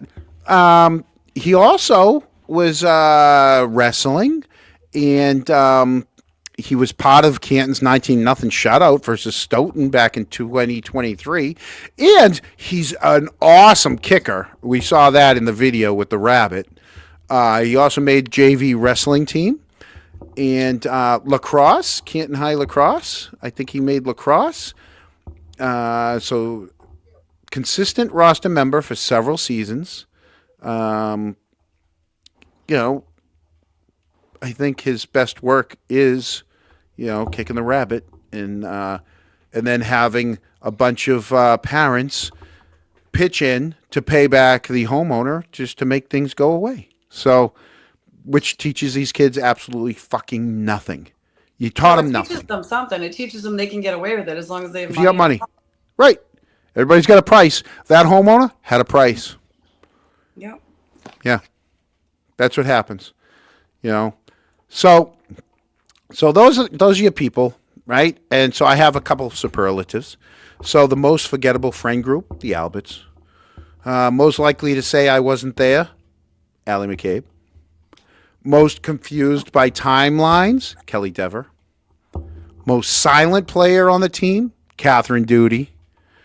Most conveniently foggy brained, Katie McLaughlin. Most likely to piss off the ASPCA, Dylan Albert. Most likely to ask you to rephrase the question, Colin Albert. Those are our chronicle superlatives for senior night. You know. He really did say, "Can you rephrase it?" like so many times. Yeah. You know, well, I think he was on something to calm him. I think he was on some calming juice or something. Yeah. Right. A lot of I know. Mary Kent, she got away with Mary Catherine Kent. She's another secretive thing that we left out of this. Yeah, where you know. And how about the fact that now it's coming out that Kelly Dever is related to the McCabes? Yeah. On the grandfather, her Yeah. her grandfather's his uncle. Matt Jesus. McCabe's uncle. And when people say Canton is the most incestuous town, It is. they mean it. They Yeah. mean it. Yep. You know. So that was your graduating classes with a little Mizzy in between. So the way I'd like to end our graduation ceremonies here on the Kronk is as the graduates take their seats in the courtroom of public opinion, because that's what it is. It's just public opinion with us. There's one thing that's clear. That class that I just went through tonight, the only thing that's going to be remembered by them is not going to be their sports. It's going to be their involvement in this case. It's the class of denial. And this is going to be my inspirational speech to that class of denial. You know, when the valedictorian gives them the little speech at the end. So here's mine. May your memories be short, your affidavits be vague, and your yearbooks stay out of the evidence. Okay? Happy graduation season from Canton Chronicle Live, where the only thing more twisted than the testimony is the truth that they're trying to bury. There you go. That's your graduation season right there. Yep. That was good. How did you, Eric? John, That's good. you never cease to entertain. Oh, we snuck a little. So we had a little of everything. We had a little Mizzy. We had a little Boozy without Boozy. We had Boston Brandy with us in person, right? And she had her light on, which is Yeah. great. You know? Brandy might be the hardest working person in the movement. She's got a lot of responsibility. Brandy needs more of a life. So don't I. Yeah, it happens. John, My kids are getting too old. Like, they don't want nothing to do with me anymore. They just want their friends. What are we gonna? It's like, What are you gonna do when the no, case I is need over? you. What are we gonna do when the case is over? I'll probably on to another weed case? whip my yard more. You know. I'm gonna enjoy Boston Harbor. Oh, we gotta have to do a show from. We'll have to do a show on the boat. Oh, absolutely. Yeah. Whitey. No, he's asleep. We're gonna need Wi-Fi. Well, I'll have a hotspot. I'll grab a hotspot. Oh, Brandy. Somebody missed you over at Legacy today. I was there. You were there? I was there. John, you didn't happen to, and if you didn't, you didn't. There was a lot of But people. that the rock that Let me Dennis Sweeney had that he left let over. me see if I can I add want to it. see if we can show that to the folks. Hold on. Let me see if I can pull it up now because I downloaded them all. Still not in there. Yeah. Hold on. I can just give me 1 minute. I'll redo it and it'll come up. So you guys talk among yourselves. Like, what's her name? Bigger says. in person. That's what she said. I knew you were gonna say that. Hold on. You want to see the rock, huh? I do want to see the rock. You want to see the The rock? hard rock. Okay, hold on. It doesn't matter if you want. Oh, sorry. Wrong rock. Oh my god. Wrong rock. All right, hold on. Then we go there. Then we'll go back up here. Let's see. Let's see if I can get that rock into the computer here. Oh, the things I do for you, Eric, while we're live. You know. Okay. All right, there it is. The FKR boots on the ground rock. Is that the one you want to see? Oh, and Eric? John, were we going to make an announcement today? Shit, am I supposed to make an announcement? Yeah, check out the chat. I'm looking at the chat. Hold on. Well, I mean, we're going to have that $5 million man on with us. Yeah, not that one. All right. I thought we were going to have a dual announcement. A dual announcement. Tell us. Aren't we gonna? You know, we've done a little bit more exploring of this select board. Oh, that announcement. That Yeah. announcement, yes. Yeah. That announcement. Yeah, let me see if I can get that rock up real quick. Yeah, that'd be great. Let's go with the rock first, and then go with we'll bring on the breaking news. It won't Don't tease us, please us. I know. That's what she said. Don't go anywhere. Don't go anywhere. I know what. So, Especially you, Jeff Williams. I know, Jeff, you're not gonna like this. Yeah, you're not gonna like this at all. You know what? I'm not gonna get the rock at the moment. I don't know why, but All right. Make your announcement then. Make our announcement. so it's looking like Eric and I are looking for a 2-bedroom apartment in Canton. Because within the next year, leading up to 2026, the two of us are planning on running for select board. Really? How about them apples? Really? As long as there's an apartment that we can rent, a 2-bedroom apartment, as long as we show that we have the intention of moving back to Canton, Oh, I want to move. And I to told we can be on the select board and run for the select. Even if nobody will rent me a place, I'm gonna That's pitch awesome. a tent in my brother's yard, whether they like it or Eric, could you believe if Colleen's our landlord lady? not. Colleen, can we get? Colleen's can gonna we be make- renting I us. love that. Colleen's going to be renting us a 2-bedroom apartment on Walpole Terrace. Hey, at least I our knew cars one will too. drive down that street That'll nice be and awesome. smooth. We're coming to Canton. Did you see her video? I saw it on Twitter. And she's hilarious. She cracks me up. That girl, Colleen. Yeah. We're That's the problem. announcing early because we need a lot of help. We can make this happen, but we're gonna need Do a lot it. of help. And normally you'd wait until Christmas time, but no, not this is Cronkville, so we're gonna get it going right away. Yeah. It'll be my second run at select board. The first one, John, first one I withdrew. Wait till they get a load of us. Why are all the Canton people quiet now? I don't see them talking anymore. Yeah. I'm just kidding. Yeah. Just wait. Just wait till we get that 2-bedroom apartment. Hey, we can even use that as our headquarters John, as this election. might be the only way to get you on the sidewalks with us. We can use that as our election headquarters, right? We're gonna listen when we win. Eric, your slogan should be "I love Canton." The of course it is. That's where my picture is. That's where my I've already got a ton of pictures for that. But when we win, we're gonna have to rent out the town club. Oh my God! No, we're gonna be bigger than town club. Listen, Lombardo's closed. No, I was thinking like Milton Huzik. I do like the Who. Blue Hill, the Blue Hill Country Club. Oh, they'll have yeah.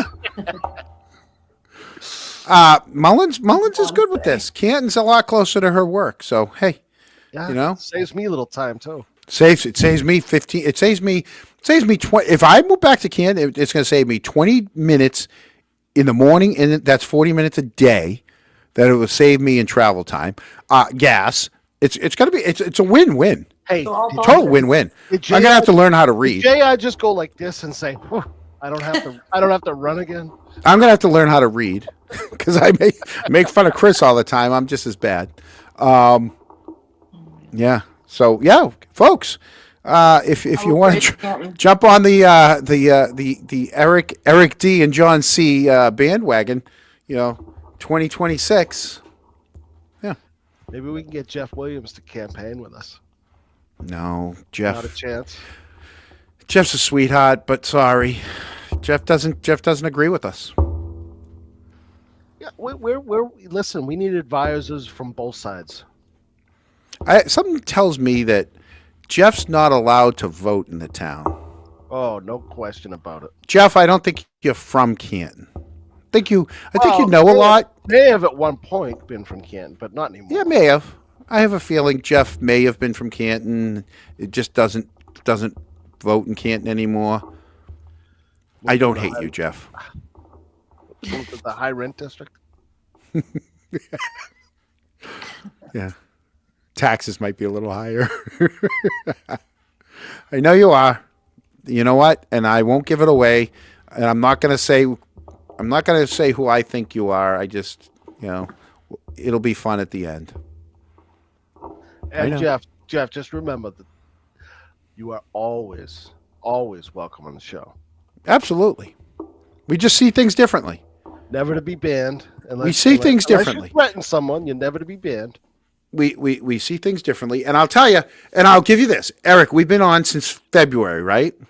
Sometime around then, yeah. Jeff has been on almost every time. Almost. A true crunk in a way. Yep. And here's the thing. And even though Jeff's probably our number one anti, and I'm fine with that because, like I've said from day one, if everybody agrees, it's boring. I have no problem that Jeff thinks differently than I do, and Jeff has always composed himself, at least in the texts. So Jeff stays. Jeff stays. No Jeff stays on the island. Kronk Island. Kronk's Misfit Toy Island, yes. Jeff stays on Kronk Island. Welcome aboard. Yeah. Yeah. And where everybody needs a life preserver. Jeff's a secret promoter of Karen Reed. No. Jeff is anti, and I'm fine with that. Gary. Yeah. What are you not agreeing with, buddy? Really anti. See? Told you. And we're fine. Yeah. So here's the thing. Here's the thing with that illegal storage container. Technically, it's not illegal for John Conley to have a storage container in his backyard. He's using it. So the storage container technically can be moved. So he doesn't need a permit for it because it's not a fixed container, right? It's not fixed on a platform or anything. If they had to come in and take it out, they could. Secondly, he's using it for residential use. That's why they never said anything back. There's nothing illegal about him having it there. Rather than getting a shed, he went and got it. So he probably didn't want to pay for a shed. So he probably was gifted a container, and it was easier for him to put a container in the back. That's why. So, yeah. Besides it looking like shit. Who cares? Yeah, it's low class, especially for Chapman Street, historic neighborhood, and he wants to put a storage container in his back. Yeah, so it is what it is. Homestead headquarters. There you go. We'll put a storage container at Colleen's, and we'll operate out of the container. John, we're gonna have to set up a an announcement party and get it scheduled. Yeah. We gotta get the fun. Brandy, will you hold signs for us? Of course. Oh my God, this is great. It's gonna be awesome. It's gonna be epic. Yeah, it's gonna be fun. Let me make sure I got through all the stuff that at least the photos that I had. I'm just gonna pull them up because we used them earlier, right? I know I did this one, right? That's the one that links. Caitlin Albert and Katie McLaughlin, right? That's them down at the beach, right? Drinking their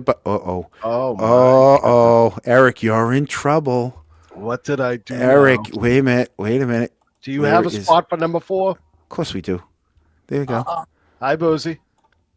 Yay. I went down for a nap, and it lasted longer than I expected. That's okay. We replaced you with Brandy. No, That's we okay. didn't. We called an audible. What'd you say? We replaced you with Brandy. Yeah, We've been watching all your videos, so you've been here. we did promote Boozy Beauty for sure. Yes. Oh my God. We're glad you're You here were now, gonna be here though. one way or the other. We were about to call Eric and I win the bet. Check. Eric, I win the bet. What bet was that? Should be. What was the bet before the show? I'm What was the Boozy bet? I'm a couple pricks and ciders in. I said, what's the over-under on Boozy either being an icon or in person? Oh yeah. I won it. That's why I put Brandy on. Here now. Boozy. Uzi, get on here so I can get off.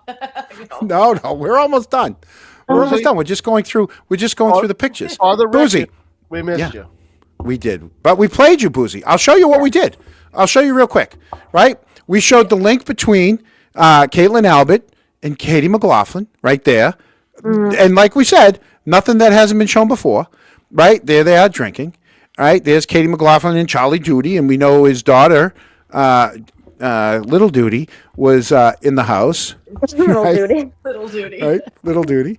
And then, wait, I didn't show that. That was Hodman and Dennis Sweeney having some little love talk today. Oh, that's a good picture. And then, there's there's Ithaca College, number 14, Alli McCabe. And I'll be off in a couple minutes. I'll call you back. Still live, but thanks for checking in. What did the janitor say when he jumped out of the closet? Surprise! Okay, bye. That was George. Let me. That was George. Yeah. We saw George today. Did you?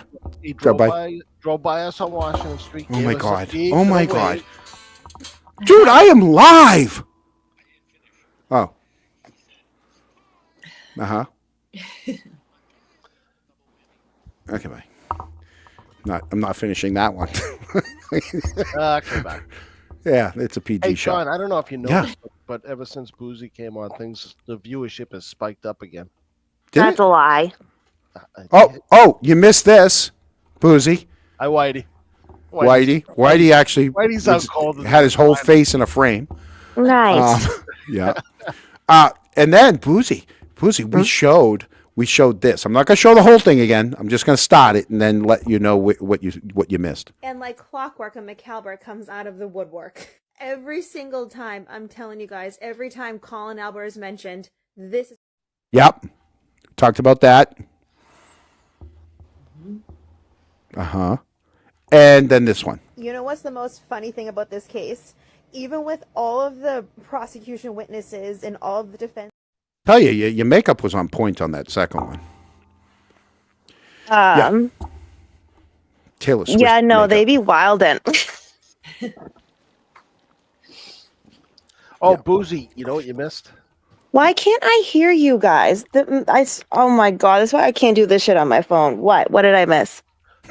John and I are running for Select Board 2026. Yeah. We made the announcement. Okay, I can barely hear you guys. Hang on a second. We're running for select board. I don't think she wants to hear you. I hope everybody else heard it.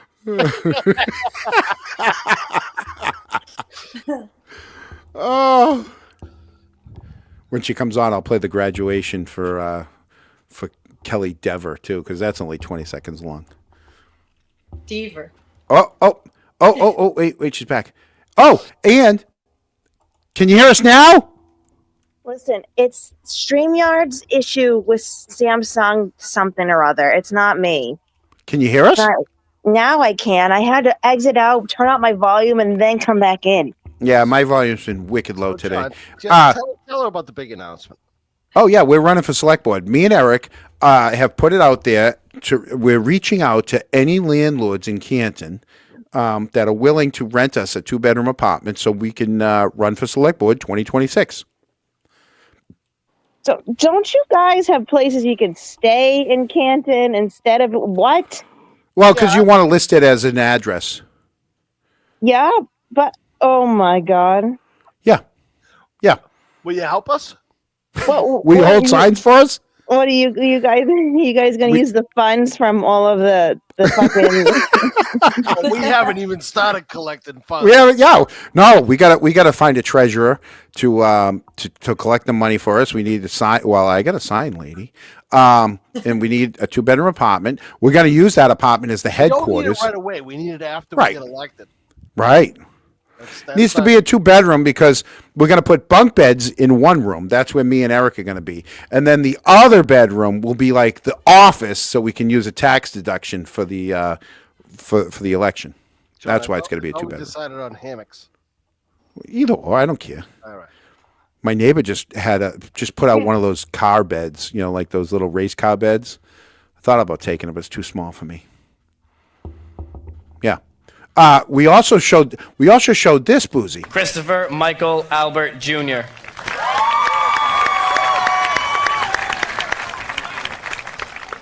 Kelly Elizabeth Dever.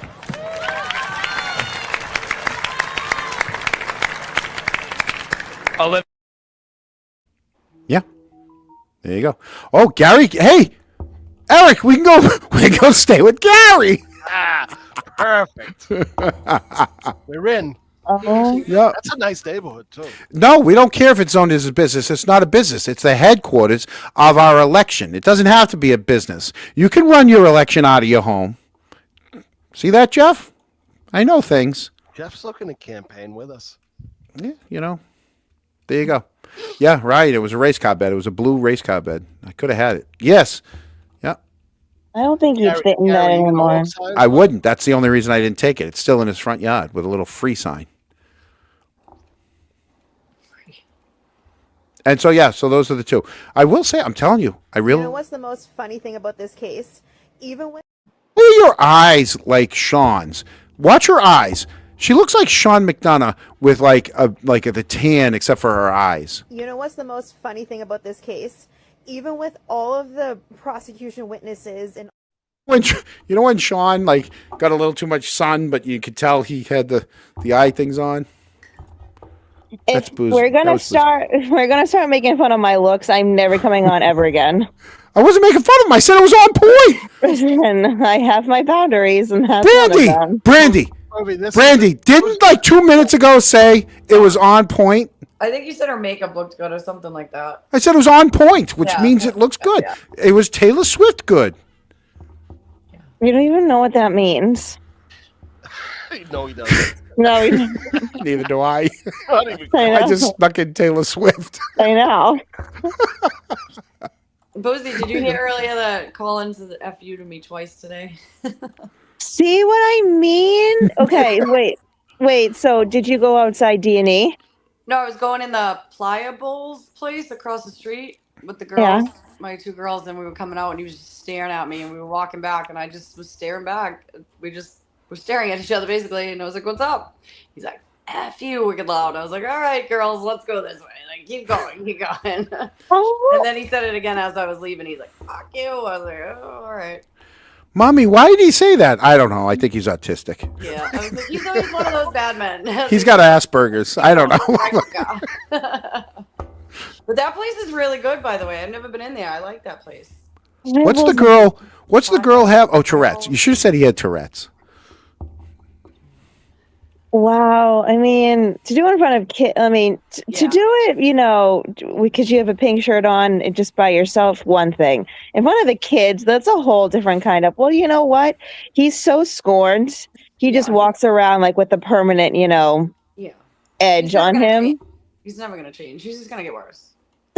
And I mean, you know, you probably heard it in my video. They have such a hard on.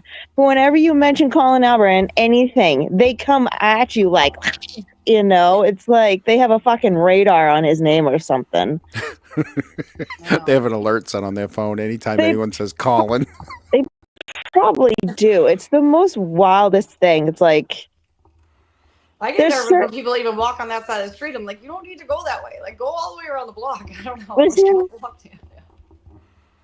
That's what I mean. You know, it's even if you try to avoid it, they'll still try to pull shit to you. It's just like you missed Crash Daddy. We played Crash Daddy tonight. Yeah, he's nice to watch. Yeah, okay. He's always nice to watch. Calm down. Okay. He is nice to watch. Daddies in this damn movement and everything. It's a lot of them. Well, I'm here for a Dighton Daddy or a Data Daddy. I didn't do a Dighton Daddy. Find out from Boozy who her top 3 is. Daddy. Oh, yeah. So, Boozy, maybe about 5 minutes before you came on, we were going through for testimony 2. Who were your top 3 witnesses? So I actually made a TikTok video on this. Thank you so much for viewing my videos. I really appreciate this. We just played 2 of them. Thank you for being a good friend. I've liked almost every one of your fucking videos. Okay, calm down. Not that one, apparently. Yeah, you know why? That's because when FlickFlap was doing its thing with my account and they were, you know, trying to bomb it down. I already know who one of them is for her. It was a setup. Okay. Who? The dog bite doctor. I love Dr. Marie Russell. Yes. So don't because I her. ask you a question doesn't mean I don't know the answer. I love her. Okay, Oh it's a different show. I have a different range of people. Okay, I have a lot of 50 on up people that watch me that maybe don't have TikTok. Okay, so the question was, Boozy, what was your top 3? Okay, well, did anyone clock that Dr. Marie Russell had pink nails on? Oh yeah. How about that? Hell yeah, she did. I love her. Not enough people talk about her. I will sing her praises forever. She is just a genius. This is what I was trying to tell people. How do you start your career as a cop? The first female cop was it Malden? Or what was it? I forget what in M-Town. I can't remember. Medford or Malden? I think it was Malden. Malden, Medford, Melrose. One of them. And then work your way up to work in the busiest trauma unit in Los Angeles, to be emergency physician, 2 fellowships, a coroner. Like, if you want to find someone that's perfectly capable of understanding the what happens in a body after you pass, going from the crime scene to in hospital to in the morgue. Like, she's your girl. She's seen it all. Most expert in this case. Yeah. And this is why, like, do you guys remember how bad her voir dire was? Oh, I was there. I actually got to see her, meet her in person. I was there for that voir dire. Oh my God. It was awesome, and it was just like, but it was so heartbreaking. Just, I don't know. Just yeah, because they start travel and how just so sad for her. Like she said, she didn't want all this. She didn't think it would come to this. Like usually the judicial system doesn't put you through that hell. You know what I mean? Like, yeah. Well, you know, if it wasn't for Lucky, she would have been #1 for out-dueling Hank. But Lucky took the prize. He crushed Hank. Oh, yeah. Yeah, so her voir dire started in December, and I'll never forget it. I was cleaning, right? And they were arguing, well, can you come back this time? And like, I remember Alan Jackson being like, no, it's okay. Okay. That was me. Really? Well, I want people to know who they're talking to. Really? What? Really? Oh. What? It was the first one I came across. All the rest of videos. All right, back. Go ahead. Yep. Let people look at the viaduct. God forbid. Let them look at the viaduct. Or I don't know, maybe you just put up the 4 boxes as like equal or something. Like, there you go. Yeah, you can take me away. That's fine. So, and then I remember there was December, her first voir dire, and they were like arguing and shit. They were like, okay, so when you want to come back, can you come back this date? And Alan Jackson's like, no, it's the holidays. Like, no one fucking works as a lawyer the last 2 weeks of the year. It's just not a thing. And I remember Bev being like, okay, fine then, like January 7th. And it's like, Bev, come on, girl. You know you don't want to work those 2 weeks either. Let's be so fucking for real. Let's be so for real. And I'll never forget, I was continuing my cleaning in January for that second day of the voir dire. And the way my phone almost got chucked around the room, I was screaming bloody murder. That man and the things that he said about her, like I was trying to explain to people that didn't see this voir dire how he was acting towards her. They thought second trial was bad. They should have seen January 7th in the cross-examination of her. He was brutal to Dr. Marie Russell. Mm-hmm. But she never gave it back.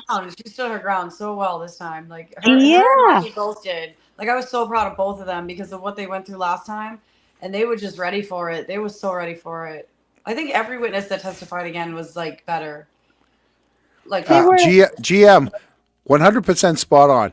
Hank shows a picture of Lucky with Rita, who lives in his neighborhood. I mean, get a picture of someone you didn't know.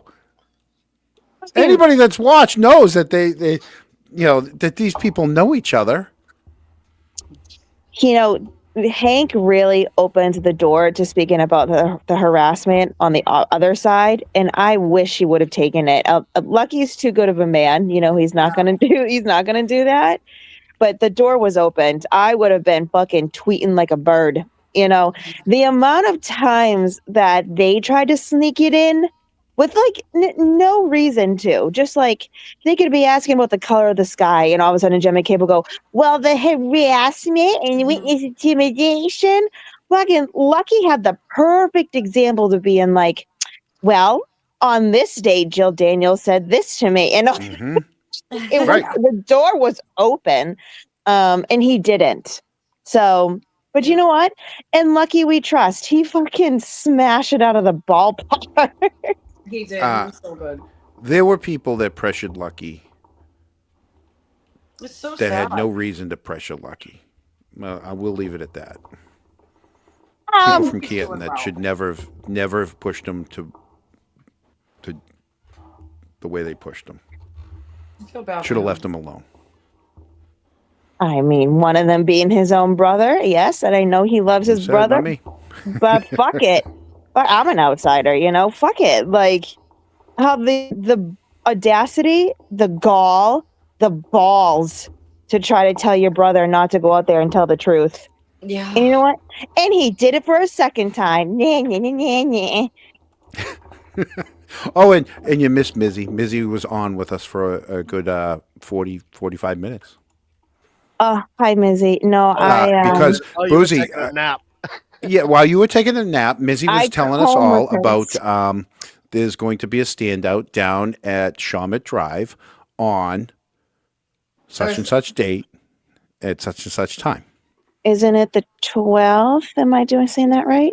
Yes, 2 to 4. It is the 12th. 2 to Maybe 4. you should take But over- she no, will let everybody know depending on what happens with court cases. Yeah, because Thursday Tomorrow. could be a half a day, or it might be a full day, depending what happens. Right. Good job. So just check. I think Bev's just playing that game. She heard about the Momo, standout, and she's like, I gotta help the guy. So she's trying to get the jury to help. Yeah, I agree, lovely. Yeah, I saw the sign. So June, I almost said January, June 12th, 2 to 4, and Norfolk County District Attorney's Office. And there's plenty of parking. Oh, fuck. Park there. Hey, you might even be able to park out back. That's where Jen parks, right? You can even park in his spot. You can park in Morrissey's spot. I went in there with my murderer's sign last time I was there. It says murderer's work here, and I walked right in and I took a picture of it. And then I ran. I had to use the restroom. I went in there with someone else, and I was like, I had nowhere to put my sign, so I brought it in. And Oh, yeah, you be careful. They're going to get you too on witness intimidation charges. No, that doesn't. Hey, that's not intimidating anyone. No. Listen, the fucking ducks, man. Ducks. Well, that's I Richie's. know. Richie, I No, love him. those And if you need a chain link fence, you go see him down at Canton Fence on 138 in Stoughton. But slip that in. But hey, you know what? At the end of the day, what's right is right, and all those charges and all that. Hey, the one that won, the guy that won in all this, yeah, Richie had to spend some money, but the guy that won was Tim Taylor. Look at all the overtime he got. Going through his trash, right? Following him around with ducks and letting his dog die. So, Aw. huh? Have they cast his check? Oh, they cashed my check. Yeah. Not yours, his. Yeah. Oh, yeah. They cashed his check. All right. Yep. They sent me something finally after going back. Actually that was one thing I didn't. I never told everybody live after the fact. I probably should have. I just didn't. You like the sausage, you just don't want to see how the sausage is made. I had to go back and forth several times before they sent me something, and I just was like, you know what, I'm not going to put this on air. But thank you, thank you for finally sending me something that verifies that. Yeah, they cashed his check.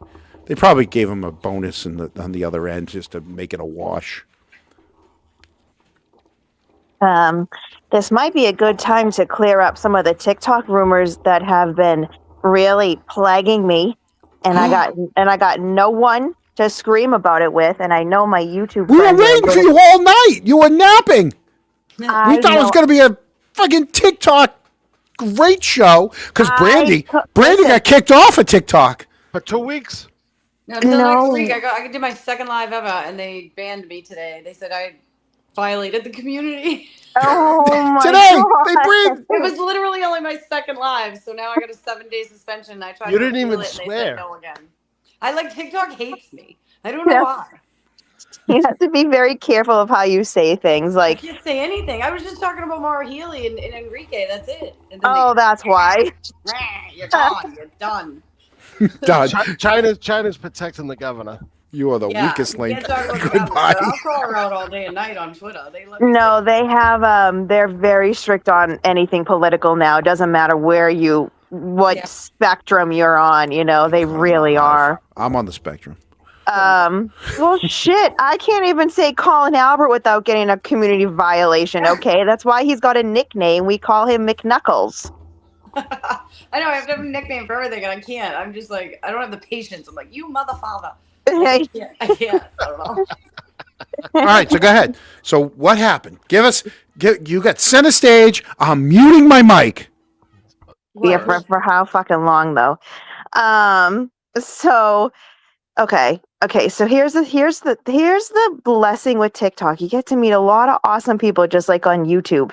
However, the accountability from platform to platform is much different. There's no way some of these things would be able to be said on YouTube or even Twitter because these people would be eaten alive. Okay. I'm not going to name the users. It doesn't matter who it is. Okay. So we all remember the rumors from last summer that we all went through, one of which being Brian Higgins is in rehab. So that rumor is resurfacing now. And not only has that rumor resurfaced, now it has fucking gone to, oh, he is just flat out missing. Oh, God. He's missing. Okay. When I woke up this morning and looked at my private request box, whatever it's called on YouTube, and I saw this, I was like, who is saying this? So not only now is homeboy and Higgins is in rehab, he's flat out missing. And like, I don't know about you all, but I'm sure we all get like, people messaging us and telling us like, oh, this person is in this place and this person is in that place. I literally have people down in Sandwich that pretty much know his like fucking routine. Okay. He's not missing. He's not missing. He's not missing. He's still grocery shopping. He's not missing. Okay. He's still going to the liquor store. So even if he did go to rehab, that shit did not work. No. That did not work. So something Canton related.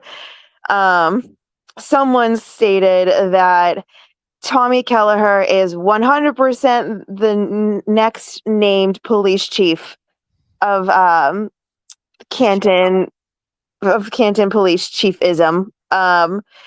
Completely no. This person said because they always do a step down, the deputy police chief. That's why it's Tommy Kelleher. 100% confirmed. They said this with their whole chest. And I was like, I cannot wait to ask some of the Canton people on the Canton Chronicle because I just know that ain't true. First of all, the audacity to not even think of if it is true. Well, not even thinking of Patty Sherrill. They've got 2 deputy police chiefs. They've got one of administration and one of operations. Why would you just even try to ignore Patty? That's not nice. Because they have to have someone that's going to keep their secrets in power. They both would. They've both been there. Yeah. But this person said it with their whole chest, like, oh no, like absolutely. I'm like, wait a fucking second, because not for nothing. No. But no, yeah, there are 2 deputy police chiefs, exactly. Like you get Helena, but you're just getting him. Like that's what's worse. Right. And at least if we're gonna have this a topic conversation, we really should be talking about Patty and Tommy Kelleher, but also too, if both of them decided they don't want that bump up in the job and they don't want to end up being chief, the next one that's going to be up for it is fucking Colin Albert. Can I speak up for a minute? Yes. You really want the guy as your next chief, as the guy that opened his door, because somebody knocked on it and said, do you have any Tupperware or any plastic cups? And then closed his door, went and got them, came back, opened his door, handed them, and never asked what the frig is going on across the street? Oh, but that's who you want as your next chief? You know what? I'm so damn tired of that because we've also heard behind the scenes that it was another officer's mother, and Tommy Kelleher never came out of his house. And you know what? That tracks more now that we have the phone call between Gallagher and Dever. Yep. And that Gallagher Gallagher asked Dever, oh, I'm not going to Meadows. Oh, I'm not going to his house. Oh, 32 Fairview. Okay, that makes more sense. Perfect. Mm-hmm. Because Kelleher had a private conversation with Gallagher before Gallagher, I hate how all their names are the same, Gallagher called Dever at the dispatch. So no, someone told Tommy not to go out. Yeah. Or Tommy made the executive decision as deputy chief not to go outside of his house, which Keep his was hands mere clean. feet. Exactly. And here's the thing. You kept your hands clean. You didn't do your job. A deputy chief didn't go outside of his house, mere feet with a fallen officer right there. Not just anybody. Like, I've heard some people in some of my comments being like, well, that's normal for them not to get involved in other investigations. This is a cop that died. Across the street from your house. That doesn't happen. As someone who was around for another officer's killing, no, the entire fucking town, multiple town cops showed up to that scene on what they could do for help and if they needed help, like covering the other sectors of, like, you know, the office, because all the other officers were like busy dealing with that. Boozy. So, like, no. Boozy, north, south, and east were all parked behind the station. We have a feeling that the west sector could have also have been, well, we don't know, but we know Sarah, Mulaney, and Dever were all behind the station when the shit hit the fan. Dever went inside while Mulaney and Sarah went down to Cedar Crest. John, do you think they could push off the decision on the next chief until we take seats on the select board? Well, no, 6 months. So, oh, you're right. So I'm she's wondering. gone. She's gone at the end of the. Oh man, Does we won't anybody make it talk in to time. Sue Harrington? We won't make the vote. Why are we doing this? We won't make the vote. Because if we get elected, we can fire whoever they choose. Oh, we could fire them. You're right. We can at Yeah, least because try. and then it's only for the. And here's the thing. We could fire the next chief. We got mitigation funds. And there's not. And no. There's not going to be a lot of money involved to fire because they're going to not have a. They're only going to have 6 months. No, that's the interim. But Right. they could still hire a. No, the contract's going to be a piece of I crap guess contract you're for right. 6 I guess- months. I guess- we We're don't not care going to. about the We're not going to be on the hook for a We're lot. looking We're for still in. We're still going. We're still going to run. Still running. John and Eric, 2026. The whole Done time. deal. Can we? Yeah. Are we going to do separate signs or we going to? Yeah, you got to. You have to do separate signs because what happens is, and we don't put 2026 on the signs. Just John, John Camo Select Board, Eric D Select Board, because that way you can reuse them. If you put 2026, then you got to get a sticker and put it over it for the next time you want to run. So that's why you'll see all those. Anyone that ever runs never puts a year on their campaign signs. That way they can use them over and over and over. John. Yeah, I love Canton. there you go. That's your sign. That's my slogan. That's my that's my campaign. That's how I'm running. I love Canton. Yep. Vote Yeah, for me. the three were chilling. Sherry, we already know from the first trial that two of the cars were facing in opposite directions so that they could sit and chit chat to each other, and then Kelly was the third car. Okay, hold up. Wait a fucking minute. You mean to tell me, hold on a second, all three of them were at Canton PD? Yeah, 3 out of the Okay. 4 cruisers we Okay. know were at Canton PD all night. Okay, so who was the fourth cruiser? So it was, I can get his name. It was Mulaney was in one. Dever was in one. Sarah? Sarif was in one. What do you mean Dever was in one? Oh, Dever was in a behind- was in a car behind the station. I got it. What about Good? Mulaney was in a car behind the station, opposite way as Sarif, chit-chat with Sarif. And then the other officer, they said it just in the last, I can pull it up. I have it written down upstairs. Diane G, thank you. Let's do it real quick because Boozy, Sean on the Gulf gave us $100 tonight, and we're having the $5 million man on with that'll probably be our next show. He's ready to come out and talk about offering the reward up $5 million. Give us fucking McDonough, and we'll go easy on you. Yeah. So our next Sweet. show is probably going to be for $5 million. Okay. Well, you okay. Yeah, some Italian name, Brian. It is. It's an Italian name. I have it written down upstairs. Do you know what sector of Canton he would be in? Because No, Mulaney, because I don't know who was north, south, east, or we don't know who was who. We just know that it's north, south, east, and west. And originally they said 2 of the quadrants. That's why 2 of them were behind the station because they intersected and they were back there. Now we know all 4 intersected the police station, and that's why they're all back there. Pasquarelli. Thank you. So then, if all of them were behind there, All night. Hold on. Who the fuck was driving by Meadows at 5:07 a.m.? It was good. Good was in dispatch. Oh yeah. Higgins? Oh no, in the car? Cop car? I don't know. I mean, well, Higgins did have but we know Higgins didn't move his car because we saw it on the cruisers when they were leaving at 8 a.m. on the dash cam. We know that where was Dever? Where was she? She was in her cruiser behind the station until she got called into the station. And then she was asked, do you know if there's cameras in the station? And she couldn't even say yes to that, right? We see the picture of Berkey in his little sling with his feet up on the control panel. So we know we know exactly where she would have been sitting, right?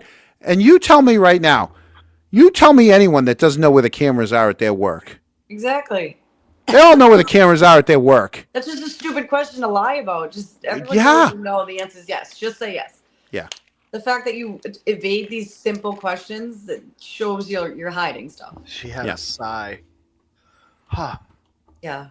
Oh, and that's why I was like, we all know what we were doing 2.5 years ago in our job. Like, even your first job, you probably all remember, maybe it was like a key code or like where to get the toilet paper in the place. Like you all remember. It's just asinine to think that you wouldn't know what you were doing at your workplace 2.5 years ago. I don't know. It's been 2.5 years. It's like huge too. Right? It's Jeff Williams, do you have cameras at your place of work? Oh God. Jeff's in here. Jeff's been good, but Jeff's in here. I'm telling you. That's 5:07 a.m. It's really been bugging me. I got a picture I got to put up for you guys. I got a picture we got to put up. So we can't go anywhere yet. Oh, Jesus. Oh, who just said, wow, way past your bedtime. This guy just sent me something. Not Whitey. Huh? It's not Whitey. It's not Whitey, but it's way past his bedtime. I'll tell you that. Huh? Whitey's snoring. No. He'll catch us tomorrow morning. Let's see. I want that. Listen, the only reason why I woke up is my dog started howling. I was out. Dog needed to go out. No, he heard something. That's all. All right, recycle. There it is. I was like, Boozy must have got like 4 different notifications that were on. What happened? I slept through 3 alarms. Tired. Sunday. It's been a day. What'd you do last night? Yeah. Nothing. Did you go out late? I slept. No, I slept. Big date last night? No. With who? Here we go. Here it comes. You ready? You guys are going to love this. This is your new police chief. Oh, good Lord. Oh, boy. Yeah. It's Tommy with Chris. Yeah, no, I'm sorry. What? That's not going to be good for the town. It's just not. They both should be an orange. Their favorite color. Tommy used to let me play quarters with him. Yeah. I don't know why anyone would be okay with that kind of a transition. I mean, maybe a select few, a very select few. I got less than 10% of my battery, so I gotta get off soon. All right, fine, bye. You've been saying that for an hour. I just got the warning. No, I said I was tired an hour ago. All right, that's all right. We got Boozy now. We got Boozy. You can go. Right, good. God's dismissing you now. Stop. Stop. Let me get rid. Hold on. Let me get rid of this. Right. We put Brandy on the. Brandy, thank you for coming on. Thank you for being a mod. People, wait. So for people that don't watch the other show, Brandy is boots on the ground. She's over at the court 3 out of the 5 days a week, and she's on Resistance to Silence in the mornings. Did I get that right? They have a great crew. Yeah, great crew. Yeah. Dana and Tracy. Dana, Tracy, Boozy, Brandy, Dina, who?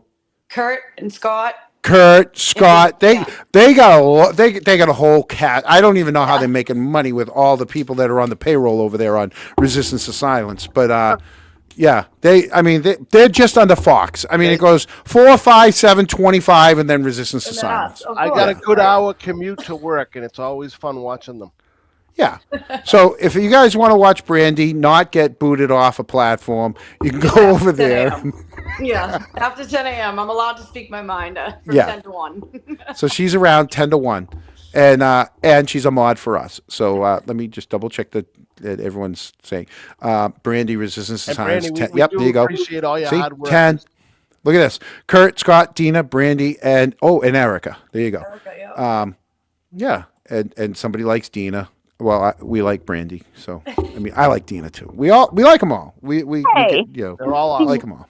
Dina also came on the show too when we were down there live. So like, come on. Yeah, She did actually. She did. She did when you guys saved the. Oh my God, that was my favorite when you guys saved that transmission when when you're like, there she is. No, that was all Brandy. I was like, run, bitch, run.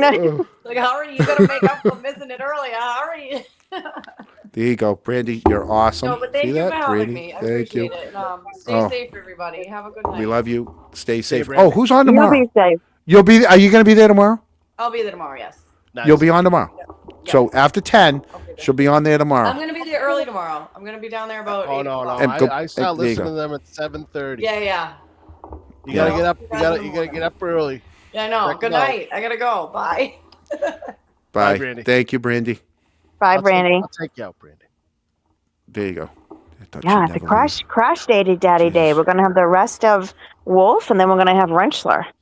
I thought she'd never leave. Okay. No, I'm kidding. Brandy, I love you. Her Brandy, phone's welcome about to back die anytime. anyways. I don't care what John says. Hey, that was. By the way, hey, Eric, you know who sent me that picture? I know who sent you that picture because I got that picture. Oh, you're in the group chat. Yeah, of course. Way past his bedtime. Yeah. He's only going to call me at 6 a.m. tomorrow morning. I figured we'd see him in the chat. He must have just gotten up from a nap as well. Yeah, he probably took a longer nap than Boozy. Hey, I got off the phone and I knocked out. You know what? It is what it is. I'm like a toddler. You put me down, I'm down. We were only talking a couple hours before the show. I know. We were literally on the Sure phone. everybody was going to be You're like, oh, I'm ready for tonight. I am going to rip them a new one. Out like a light. It's a good thing you had all her TikToks, ready I know. to go. Well, you know what? I'll tell you. I had a feeling. I honestly thought she would be doing laundry and like she'd be like 10 minutes late. So that's why I put the stuff in when I did. I'm like, okay, she's going to be late, but we're going to put it in because, that way I have it ready. So, so when she comes on, we're not wasting time looking through her TikToks. Right. Sometimes a girl just needs her beauty sleep, okay? Cuts into my wig girl TikTok stuff. Listen, we're a team. We got your back. Don't worry. We did. And if you go back, you'll see everything was nice. Everything was have to replay it. Yeah. Don't replay the first 5 minutes, but after that, everything was with love. What do you mean? I kind of shine in that first 5 minutes. I was talking about me. Oh my God. Watch from the 7-minute mark on. Once John introduces me, then I start watching. You're good.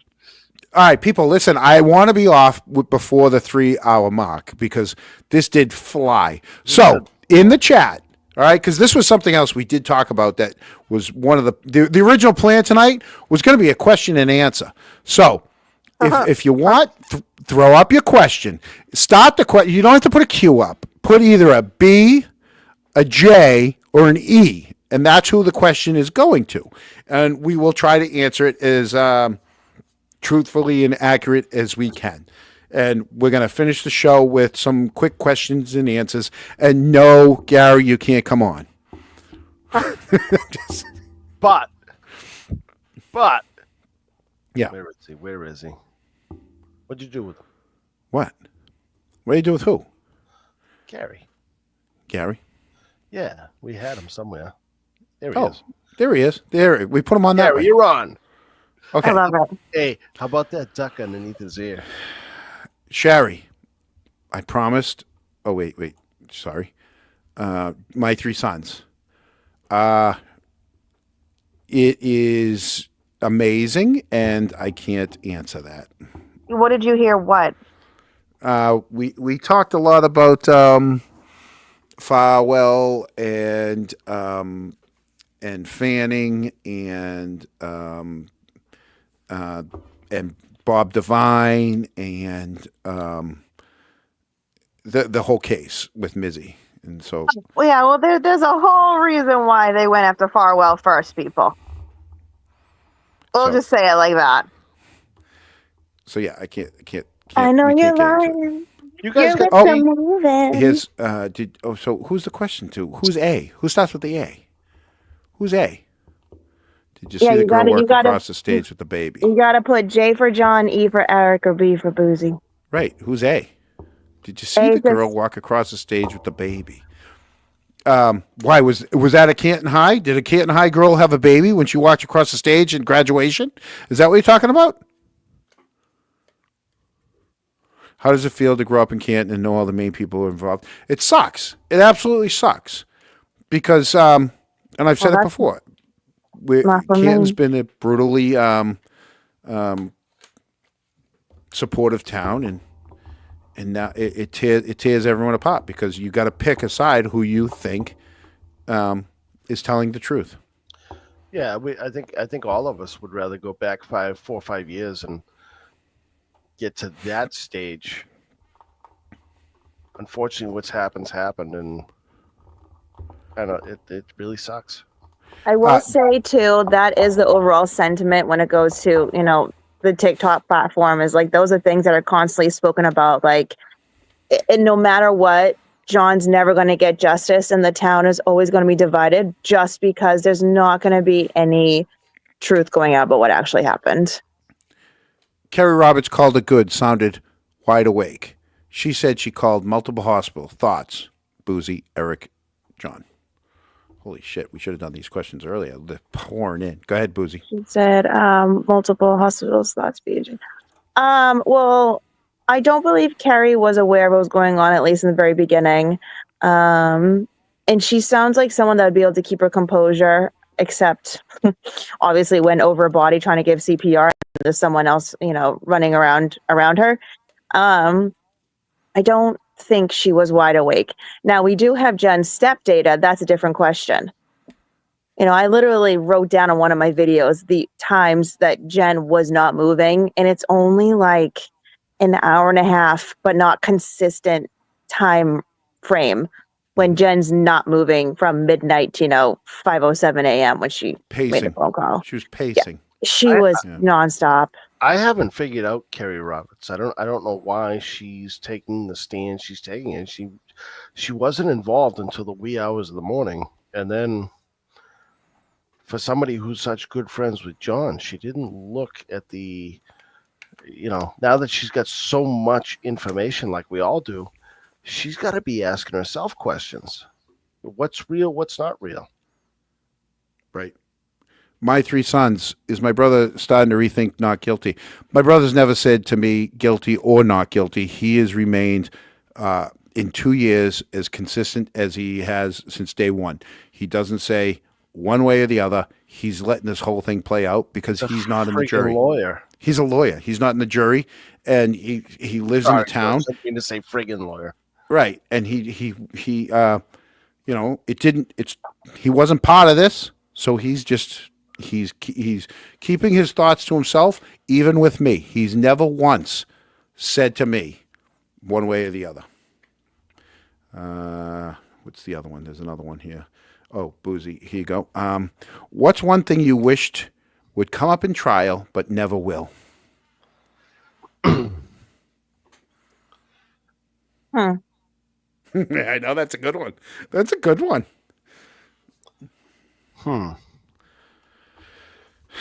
I know. I would like to see all of the geofence and all of the phone records. Yeah, that's a good one. Geofence would be all I need to see. That's it. Show it. me all the geofence for the night. If we're talking And about phone records. if we're talking about trial 1, Ken Berkowitz testifying. Yep. Hey, John, can I spill a little tea? Mm-hmm. So I was having a conversation with some people today. People that I trust wholeheartedly, and the story that I got was they were at a reunion. Now, keep in mind the people that I hang around with, their reunions aren't like the 20-year reunions or the 15-year reunions. We're more in the 40-year reunion plus. Well, these people, one of them went to school with somebody who's a current judge in Massachusetts. And they had quite a conversation with that judge who's active, not a retired judge, it's an active judge. And the judge was a little reluctant to talk about a lot of things, but one thing that came up was that the judges are not happy with the judge on this trial. I've heard that. And it sounds to me like they're you know how judges are. They have friends in high places, and they if they're willing to talk, and they're not willing to spill all the beans, but you know something, when they look bad and somebody else is making them look bad, they're probably going to talk a little bit, and it doesn't sound like they're happy with the way this trial's been going and how it's been led by the judge. Agree. I've heard similar. I've heard exactly what you just said, but I've heard similar that not happy. All I know is that these people are people that if they tell me that they had a conversation with that judge, they had a conversation with that judge, and that's what happened. Yeah. Take them at face value.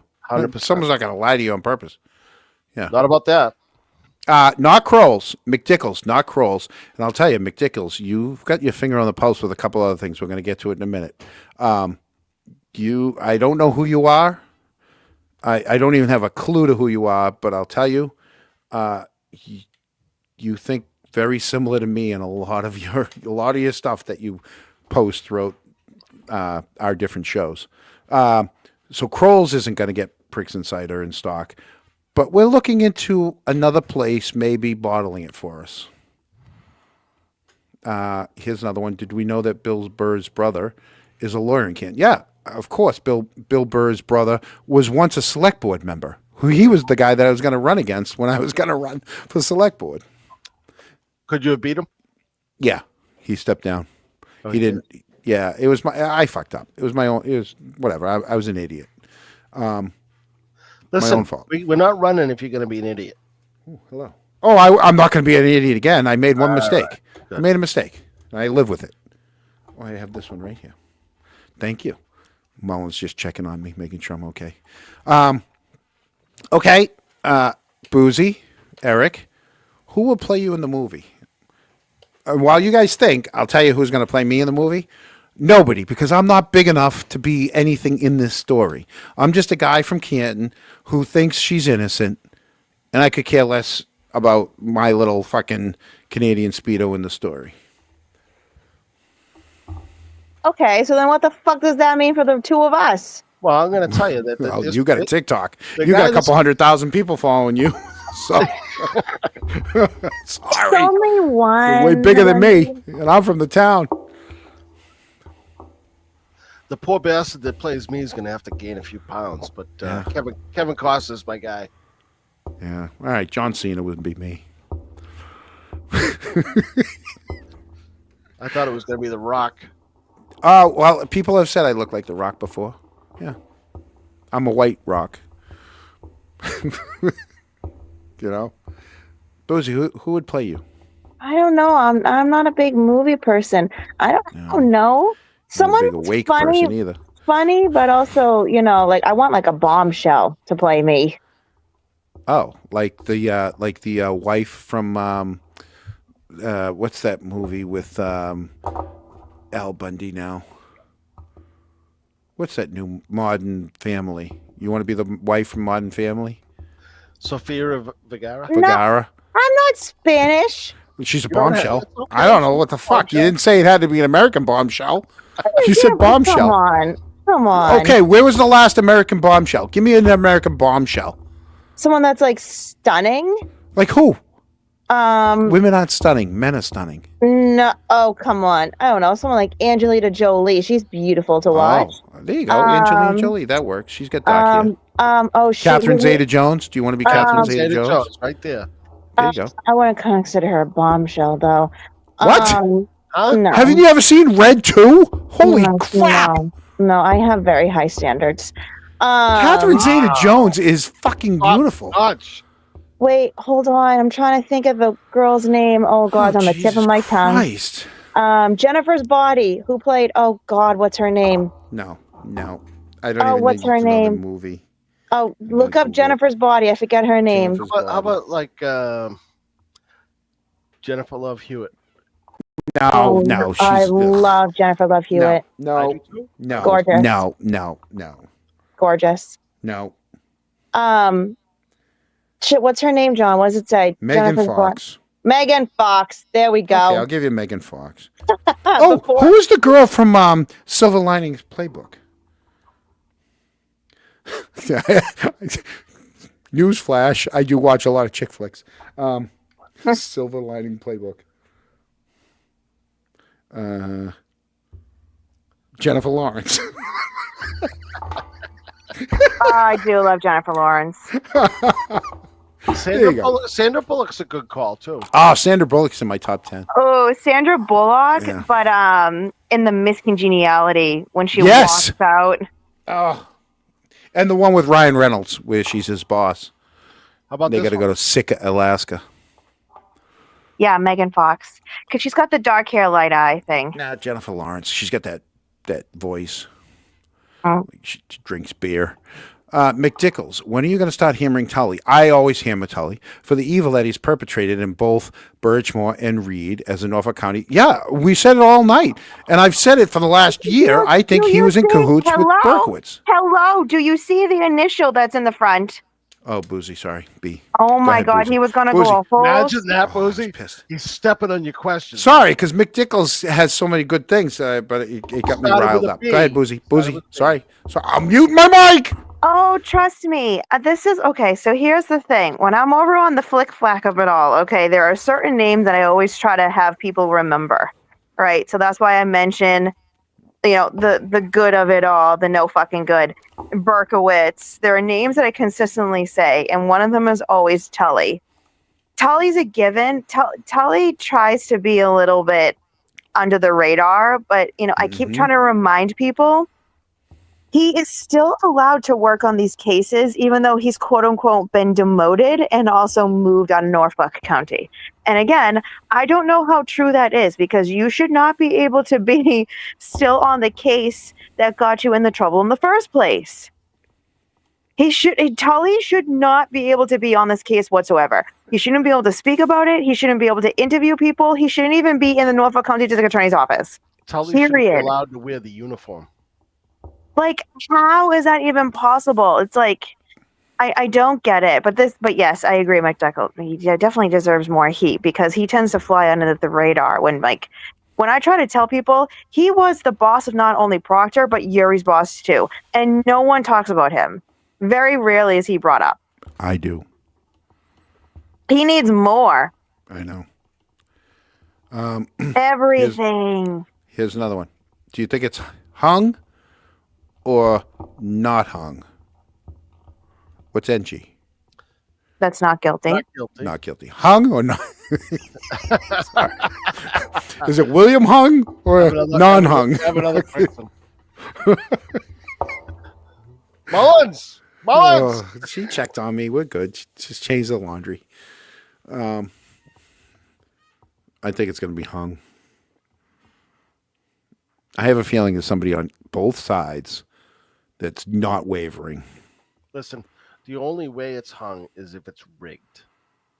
No, the only way it's one way or the other. Well, I shouldn't say one way or the other. It's not the only way rigged, it's guilty is if it's friggin' rigged. I can see hung. You're never gonna get guilty. Stop that, because you can't find 12 that are gonna rig this jury. You can find one. They'd have to be idiots. Yeah. So if it's hung, it's a rigged jury. It only takes one. Right. But I don't think this one's rigged. I think this is not guilty. Boozy. Well, I hate to say it, they're gonna have to really make the jury understand what reasonable doubt is. That's the whole that's the whole reason why we were in this predicament in the first place.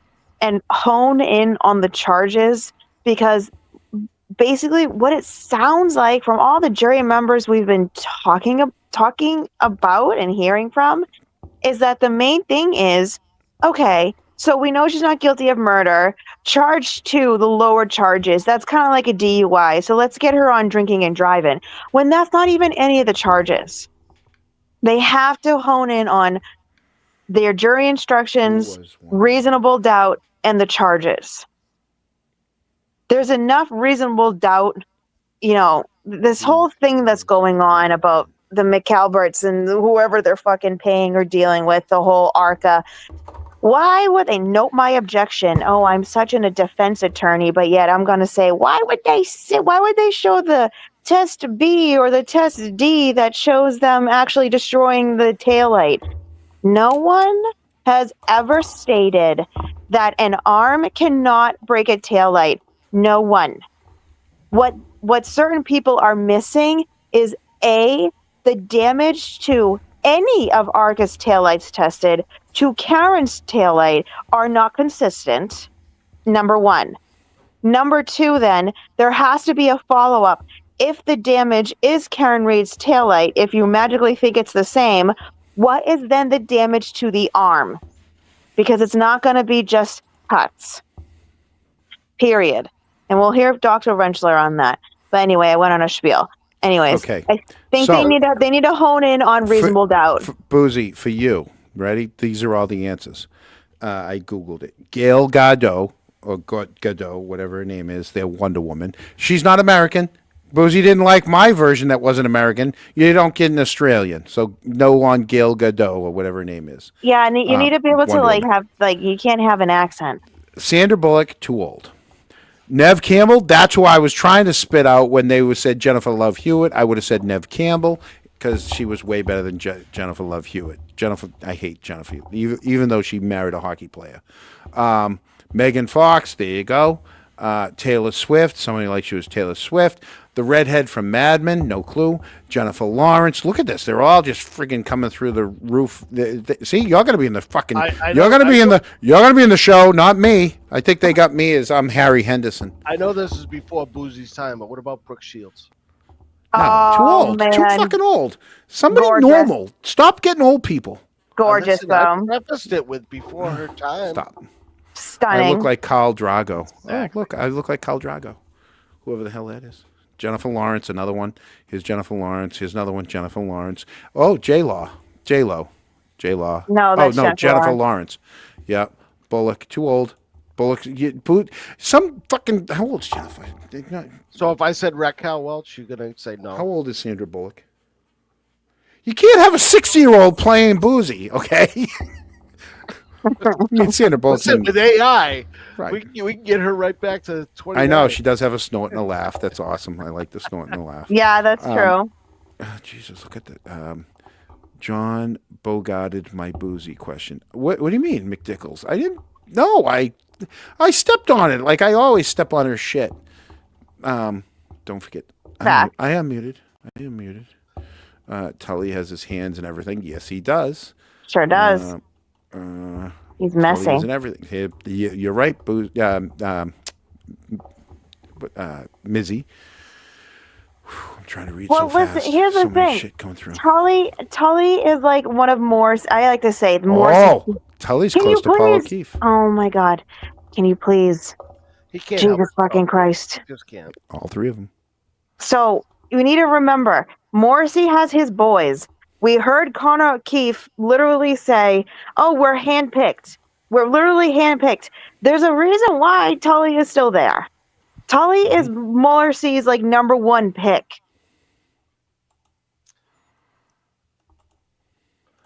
Hung is rigged.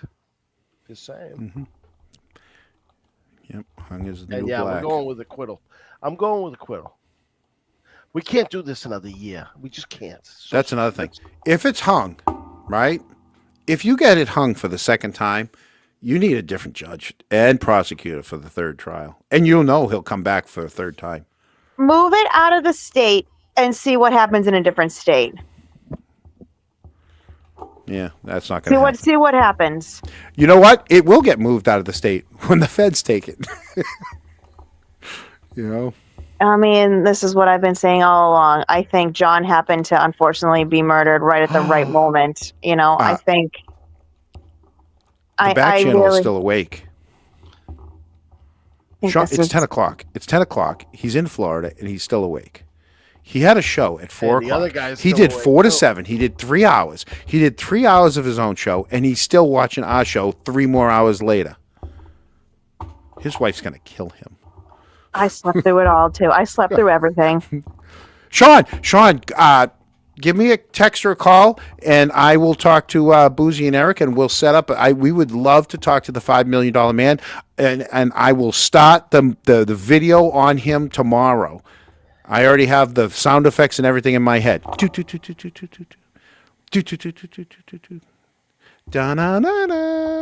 Yeah, that's Steve Austin, the $5 million man, way above Boozy's time frame. Yeah, How does you guys take this one? How does moral certainty work with reasonable doubt? I am not a lawyer. Yeah, I'm gonna say the same thing. Okay, let's see. Linda Carter, that's old. She's too old. Brian Albert, the coach, and the rest of his plays. Okay, I think I'm almost there. I look like Wendell Clark. Thanks, Bailey. Do you mean the hockey player Wendell Clark? That sucks. I don't have that many scars. Here we go. Eric. Will Paul O'Keefe be in court tomorrow? I think he's going to be in court tomorrow. I just don't think he's going to be in Karen Reed's court.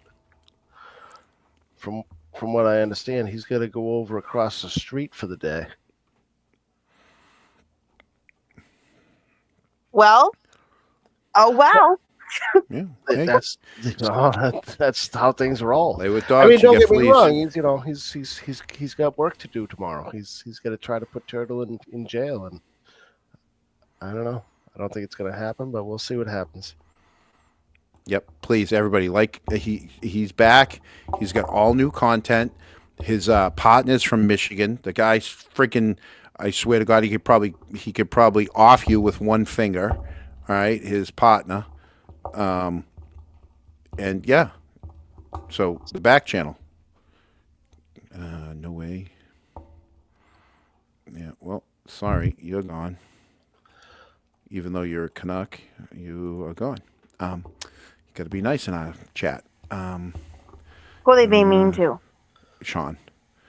Oh. I think I'm almost to the bottom. All right, I did. I made it to the bottom. Oh wait, any sightings of Proctor? I don't know anything on that one. That'd be your two. That's you two. Haven't seen Proctor at all. Although I think somebody had a picture of him playing golf a week or two ago. Took his hat off. I don't think there was. He had one of those, suntan lines from the hat. I haven't heard anyone talking about this because I might be the only one that knows this. She's spilling tea. Tell me more. Here we go. Wednesday, May 28th. This is what I was told. A certain someone met with a certain someone from ABC and had a sit-down interview. Getting Proctor paid. sat down with ABC and gave an interview. Yeah.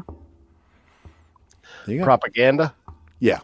It's from just how the case is going and him knowing he's not going to be called because we need to know the time frame too. The next day, the prosecution rested their case. He knew he wasn't going to be called. He knew he was out in the clear. So they, just so happened they set up that interview, and we'll see what happens from it. Oh, I got a question for you then. For me though, it's feeling like it's not going to be. If anyone has a glimmer of hope, about the Proctors, throw it out the fucking window, because from everything I've been told, they're just behind the scenes, still doing the same old, same old. We need to remember this is the family that did, a little petition around town that then they sent out an email to everyone saying, email blast out all these, head officials in Massachusetts. It's the same old with them. They're trying to clear Mikey's name. And from what I've been told, Courtney will do anything to help out Mikey. Anything. So don't have any, it's going to be the same old. And I guarantee you, he's going to be saying some shit that it's going to get us. Okay, I got a question for you. I got a question as if I was someone in the chat. If it's true, which we're going with, that he gave an interview to ABC, does ABC hold on to it until after the defense has rested? Yes. You want to know the so that the defense can't ask for all the footage? Exactly. Because this would be stuff that they would be able to subpoena. Exactly. And then be able to use against him. Well, if he's already done it, they could subpoena it. Well, and that's the thing too, because you guys need to remember, it's not just the stuff that would be on camera. It's all of the notes and all of the conversation. It'd be everything that they would be able to get. There's a chance this will be used in the third trial. Yeah. We're not having a third trial. I can't take another trial. But I mean, just for Karen's sake and pocket and her poor parents and her friends and family, no. And and like I said, two bites of the apple. Enough is enough. Right. It affects them the most. It affects the town. It affects the county. Fucking stop. She didn't do it. And if we have another year,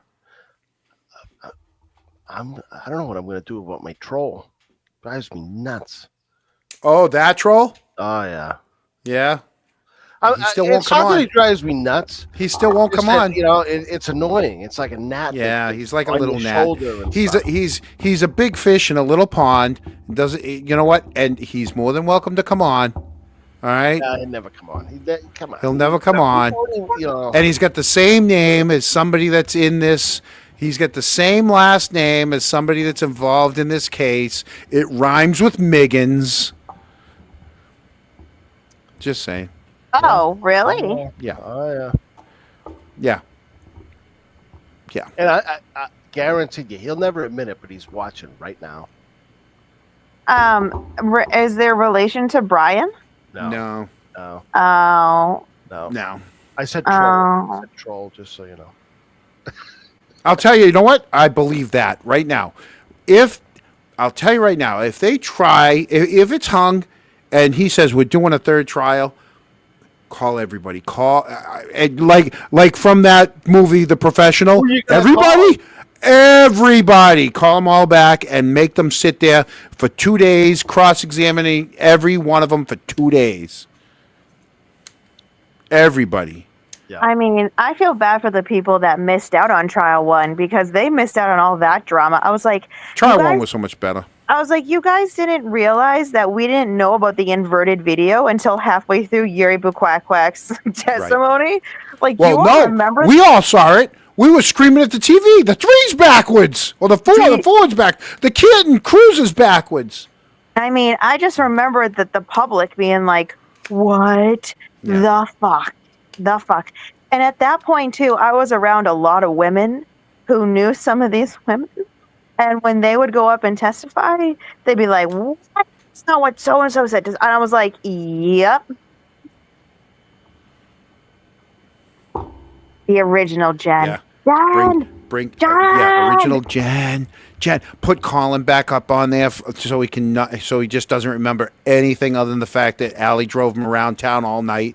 I mean, come on, what kind of pussy are you that you got your second cousin driving you all around town, your little kissing cousin driving you around town everywhere. You went to a party, you don't know how you got there, but you do know that she picked you, and you know she was driving around town all night, right? So chances are she probably brought you to the party. We don't know that part. But we do know that she picked you up because you told us that she picked you up, right? And she had her two friends in the car with her when she picked you up. She brought you to 34 Fairview. Then she brought her friends home. Then she went and picked you up again, according to you, if we're to believe that that's what really happened. So we have to believe that, Colin, you got Allie driving you all over freaking town instead of practicing for one of the 4 sports that she's really good at? Yeah, it's bullcrap.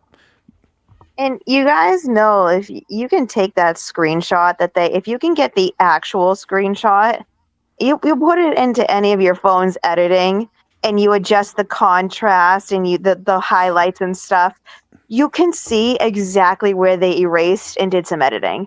You can literally see it, and it's so aggravating. It's not even a good edit job. No. That was a half-ass, and then Bev allowed it with no metadata. How about the owner of the dog from Elm Street? Let's call her up. Why'd you let your dog out without being on the leash or in the backyard? When did Allie bring the dog back to you? Did you call the police station? Let's see your phone records of you calling the police station. Bring them all. Bring them all back. Every one of them. And also, too, if that phone call from when she called into dispatch, if that is an actual phone call, the way Goody was talking to Allie as if they were like friends should just go to show how close all these people are. Richie's still awake too. No, Colin got out of Dodge, Tailwind. Yeah, he ran. Colin fucking ran. Listen, he ain't that tough. He's not going to sit there and stay for blood cleanup. That kid doesn't get his hands dirty. How about this? The tow truck driver. Call the tow truck driver. Yeah. Was that you that took a picture of the front of the car when you went into the Canton police station? Why didn't you take a picture of the back of the car or the plate? There's a plate in the back. The back plate actually has a little sticker that tells you it's registered. I'm telling you, that was Yuri. Those skinny pants were Yuri. Yep. Call everybody. If I'm telling you right now, if it's a hung jury, you call everybody. Everybody. Remember, though, Yuri said it was him at first anyways. I know. And then all of a sudden he changed his mind. Then he pulled a Dever. Because then he would have to explain where that picture went. Yep. Helena, because she was there. Yeah, that's the other thing that's been going around. Like, oh, that's Dever. That's DG Dever. and Petro. She was the only one working. I'm like, hello? Did we all forget Rafferty? Yep. Hello? That's Helena. DG and Petro. Don't forget him.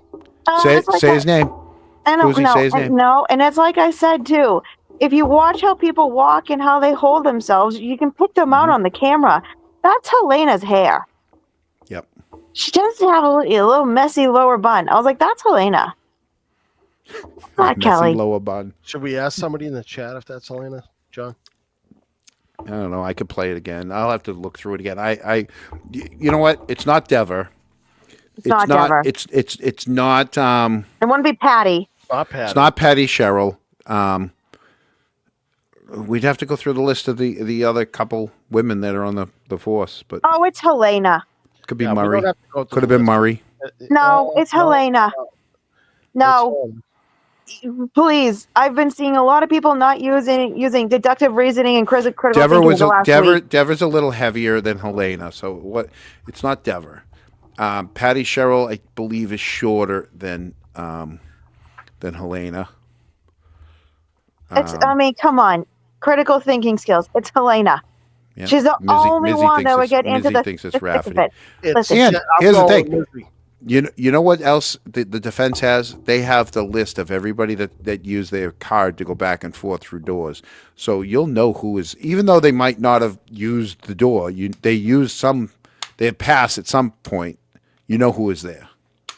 Well, you also got to remember the fact, too, that the only way you can open up the Sallyport door is through the dispatch. Mm-hmm. Yeah. So whoever was working dispatch that night knows exactly who was going up and down, up and down. Right. So Booze, so tonight, we can end it the normal way, or we can end it with a song. What do you want to do? I don't care one way or the other. You let me know. Have we listened to the song? We did. We listened to Crash Daddy. Oh, fun. And and Boots on the Ground. We played that to let and Boston Boozy. Brandy in. John I love has that. 10 songs to the album so far. I know. He's waiting for the end. bonus song. The bonus song will be we gotta wait at for the the end of the trial to get Not that last guilty. song, and then we're gonna, crunk. We'll call it Not Guilty. You know what you need? You need like a short banger. Because all these kids coming out now, their songs are only like 2.5 minutes long. You're gonna need a short, like a Tate McRae. Shorter than 2.5? I think No, all of like- mine are 2.5 minutes. No, some of yours go on for like 3 you got a 3-minute 30-second one in there. Yeah. But most of them Which are isn't 2.5. the end of the world. Three and a half's okay. Yeah. You know what? You gotta put 3.5 is long for me, but Crash Daddy's only like 2.5. No, you need to put it into your thingy that you make it with, like make it a banger like Tate McRae. 'Cause she's got some really. In order to awesome make it 2-minute 2.5, songs. that means it can have only a verse, a chorus, no instrumental, verse, chorus. Okay, see how hard Colin works at this? You don't need an instrumental. That is where you're losing people. It's the fucking instrumental. Fine, I'll get rid of the instrumental in the middle. But that Here's kind the of thing. Listen, you're talking to the person that grew up with like ADD. early 2000s millennial pop, okay? I love a dance break.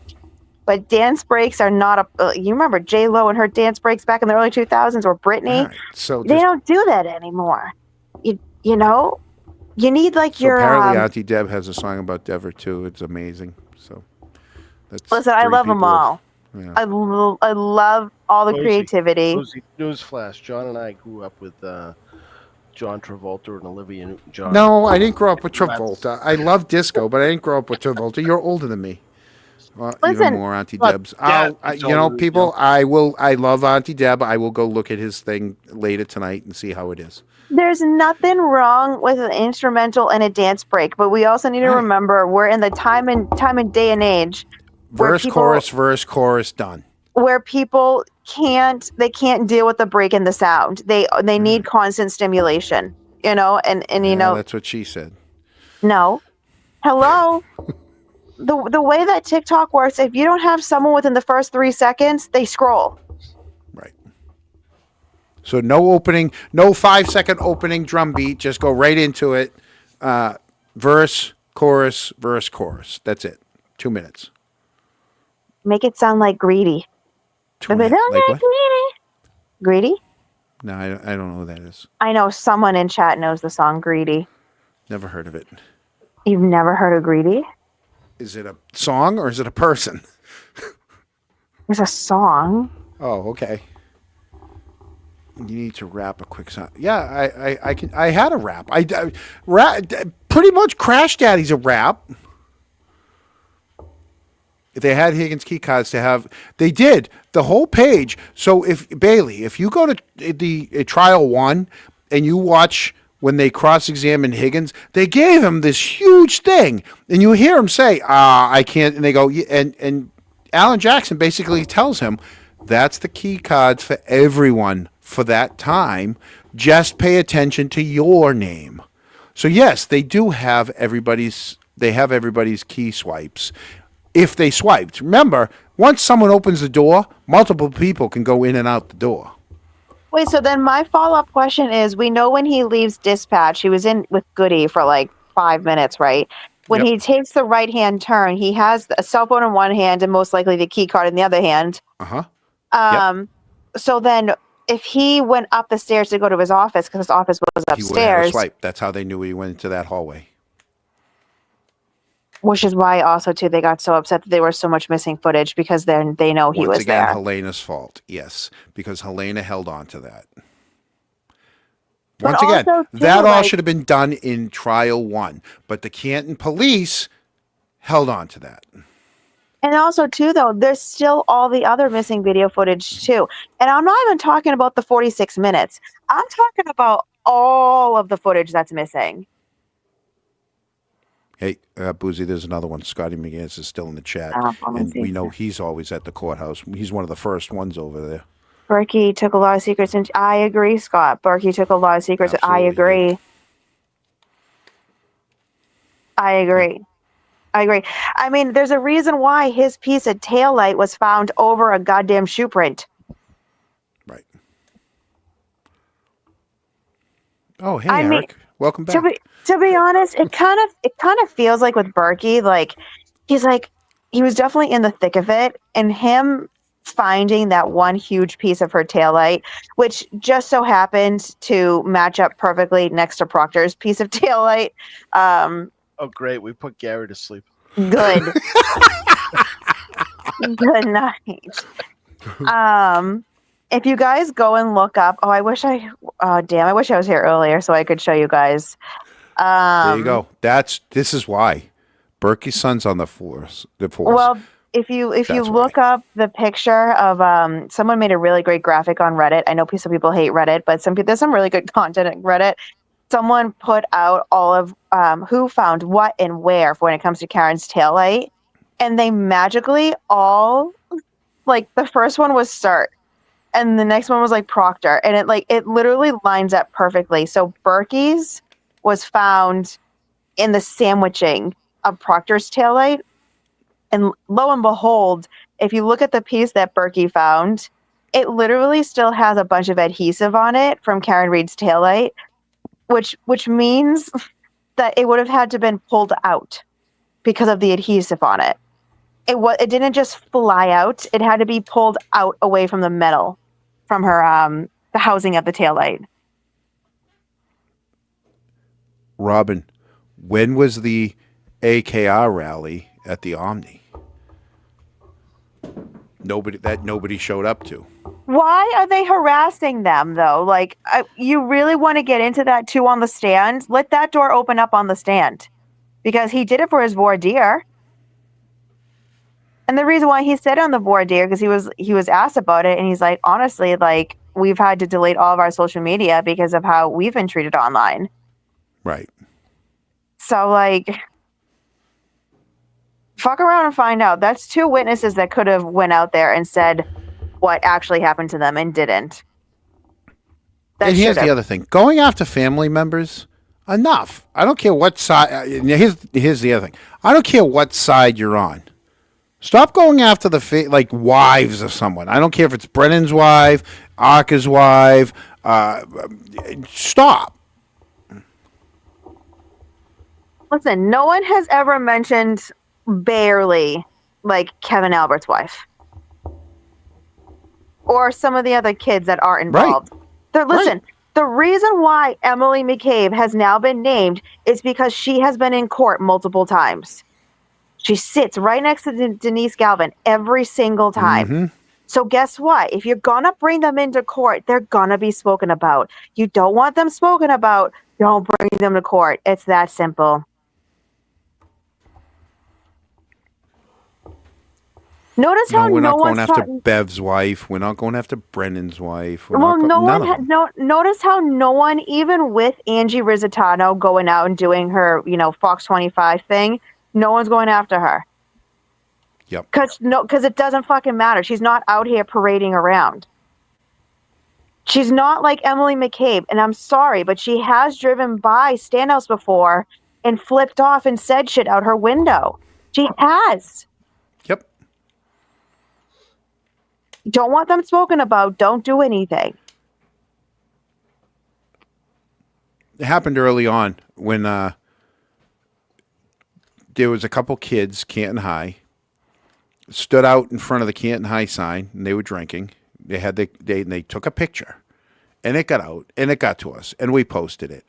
And one of the mothers sent me a private text asking me to take down that picture because it was her kid. And I did, because she did ask me nicely, right? But here's the thing. If you don't want your picture to go all over social media of you underage drinking in front of the Canton High School sign, don't do it. Don't take the picture. Do it like we did. Go drink in the woods. You don't need a picture of it. Why would they drink in the woods when the parents allow them to drink in the house? Well, they also drinking right there in front of the Canton High School sign, apparently. So, yeah. Which is ballsy considering the street that it's on and what it's right down from. I know. I'm going to go stand out on Washington Street drinking in front of the Canton High School sign. I'm still flabbergasted that you dropped the bomb that, like, all the cops on duty that night were just sitting around doing nothing, which frankly I expect. But like some of the pushback that I got on that stuff was like, well, you don't know, maybe they're patrolling the streets, making sure there's no one parked on the streets. I was like, come on. No, they weren't. There was a storm coming. There was a storm coming. They hunkered down in the back parking lot because there was a storm coming and they didn't want to be too far away from the police station, right? So that, God forbid, they're a minute late for leaving at the end of their shift, okay? So they sat back there and they chit-chatted. The only thing we don't know is where the fourth one was. 3 out of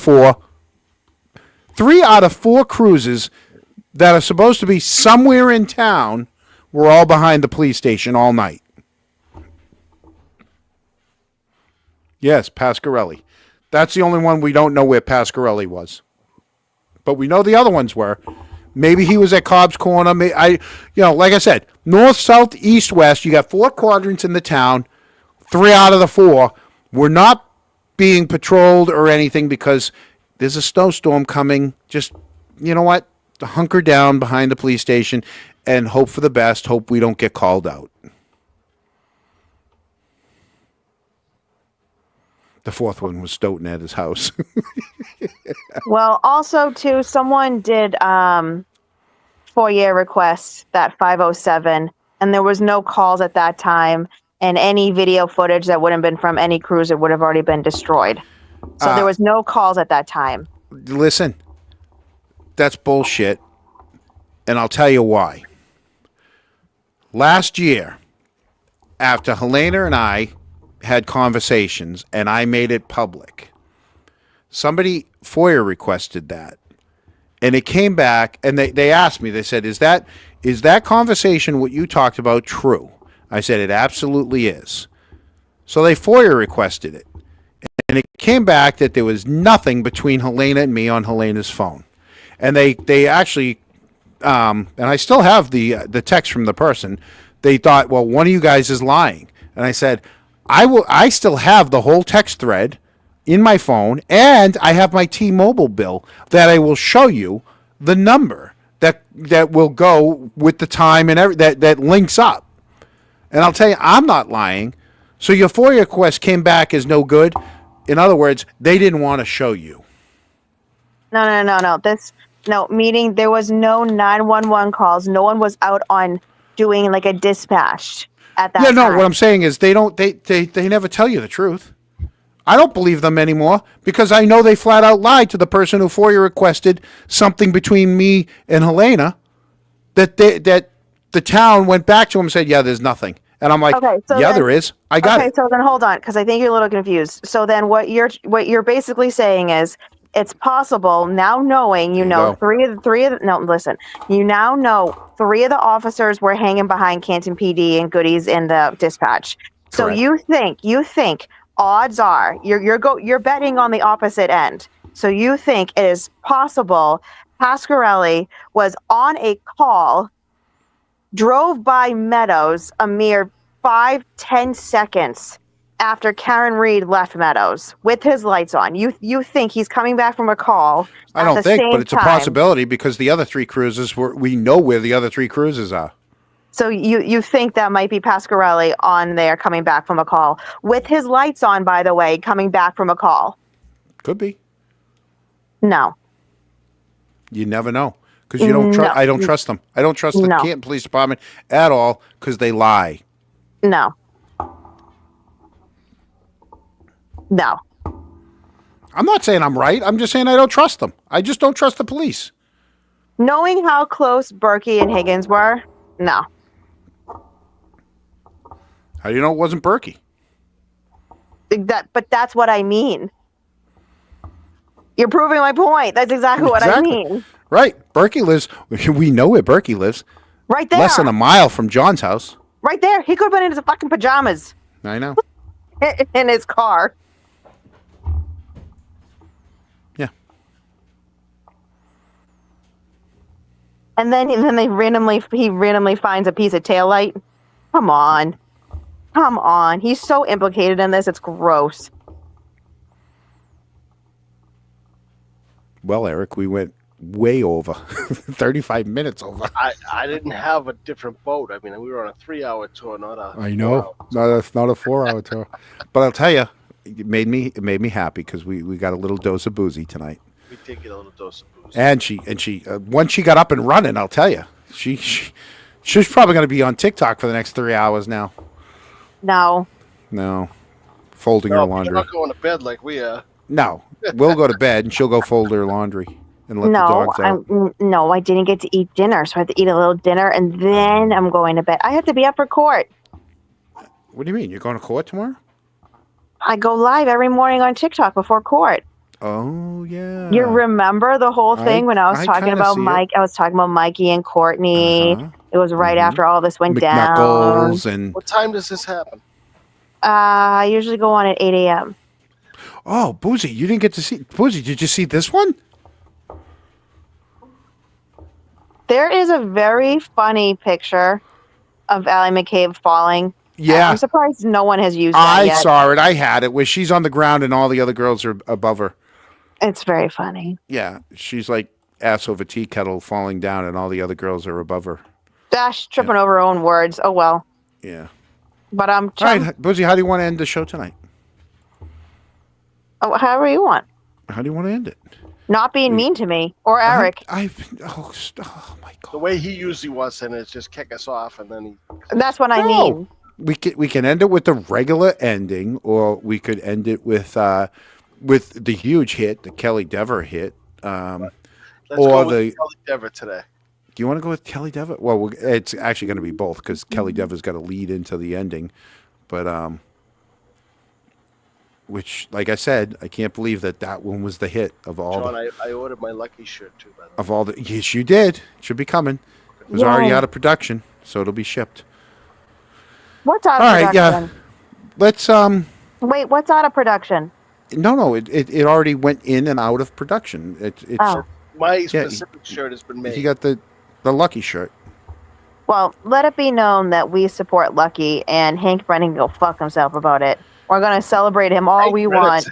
Lucky had a great weekend. Lucky had a great weekend. He had a butterfly land on his lap today or yesterday. Listen, he did fantastic. He kept his cool. He told the truth, and he was. He didn't tell him. He didn't tell him off when the guy said you drive a tow truck. He said it 3 times before Lucky said, "With all due respect, sir, I don't drive a tow truck." Instead of being rude, saying, "Well, just like you don't know my name." Right. I also want to say this too. Lucky looks great. He looks good. He does. He looks really good. He looks healthy. Listen, it's the thing that any of us that have lost someone close to us know the grieving process is a bitch. So it looks like he's just doing good. And that's all I need to say. He looks good. He's a good guy. He's a wicked good guy. He's a real good guy. And yeah, anyone that thinks otherwise can go fuck themselves. I'll tell you that. Yep. Sit on and rotate, babies. Yep. All right. Let's see. Here we go.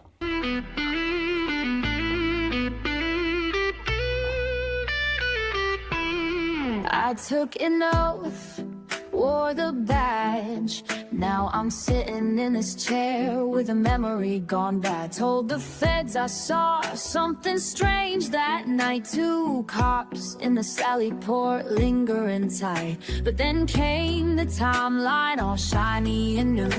And poof, like that, my memory withdrew. I saw the chief and Higgins too. But the facts got washed and the footage flew. If I stepped to what I said back then, I'd be dragging down 2 of the boys in men's den. So I did what I had to, retracted clean in this badge-worn play. I slipped between, I showed up for justice, left with the rays. Now I speak in riddles and legal cliches. Truth gets slippery when there's rank and pay, and I sure ain't working midnights today. I retracted in good faith, don't call me insane. I'm just walking down false memory lane. That's what she wants me to get rid of. Hi. So I said it was a false memory, just a trick that my mom played on me. And when the facts didn't fit, I let them fade. Truth's easier to bend when you're getting paid. Now I work the daylight, wear a Boston blue, telling stories about the truth I never knew. I don't recall, hell, I barely blink. They fed me the facts, told me what to think. For 25,000 don't come for free, but they'll tell you I earned it ethically. No pressure, no whispers, no secret prize, just a quiet little race for switching sides. I showed up for justice, left with the rays. Now I speak in riddles and legal cliches.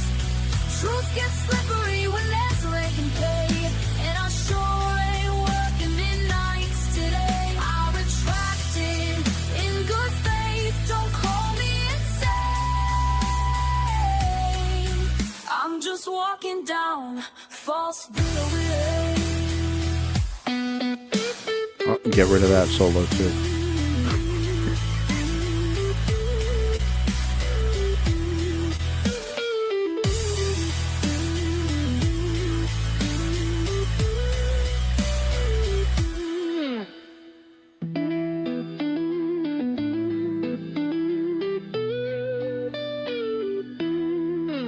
I don't know why I'm here. I have no connection to this case. Thanks everybody for watching. Thank you, Eric. Thank you, Boozy. Have a good night, everyone. Thank you. R.I.P. Kelly Devers' reputation.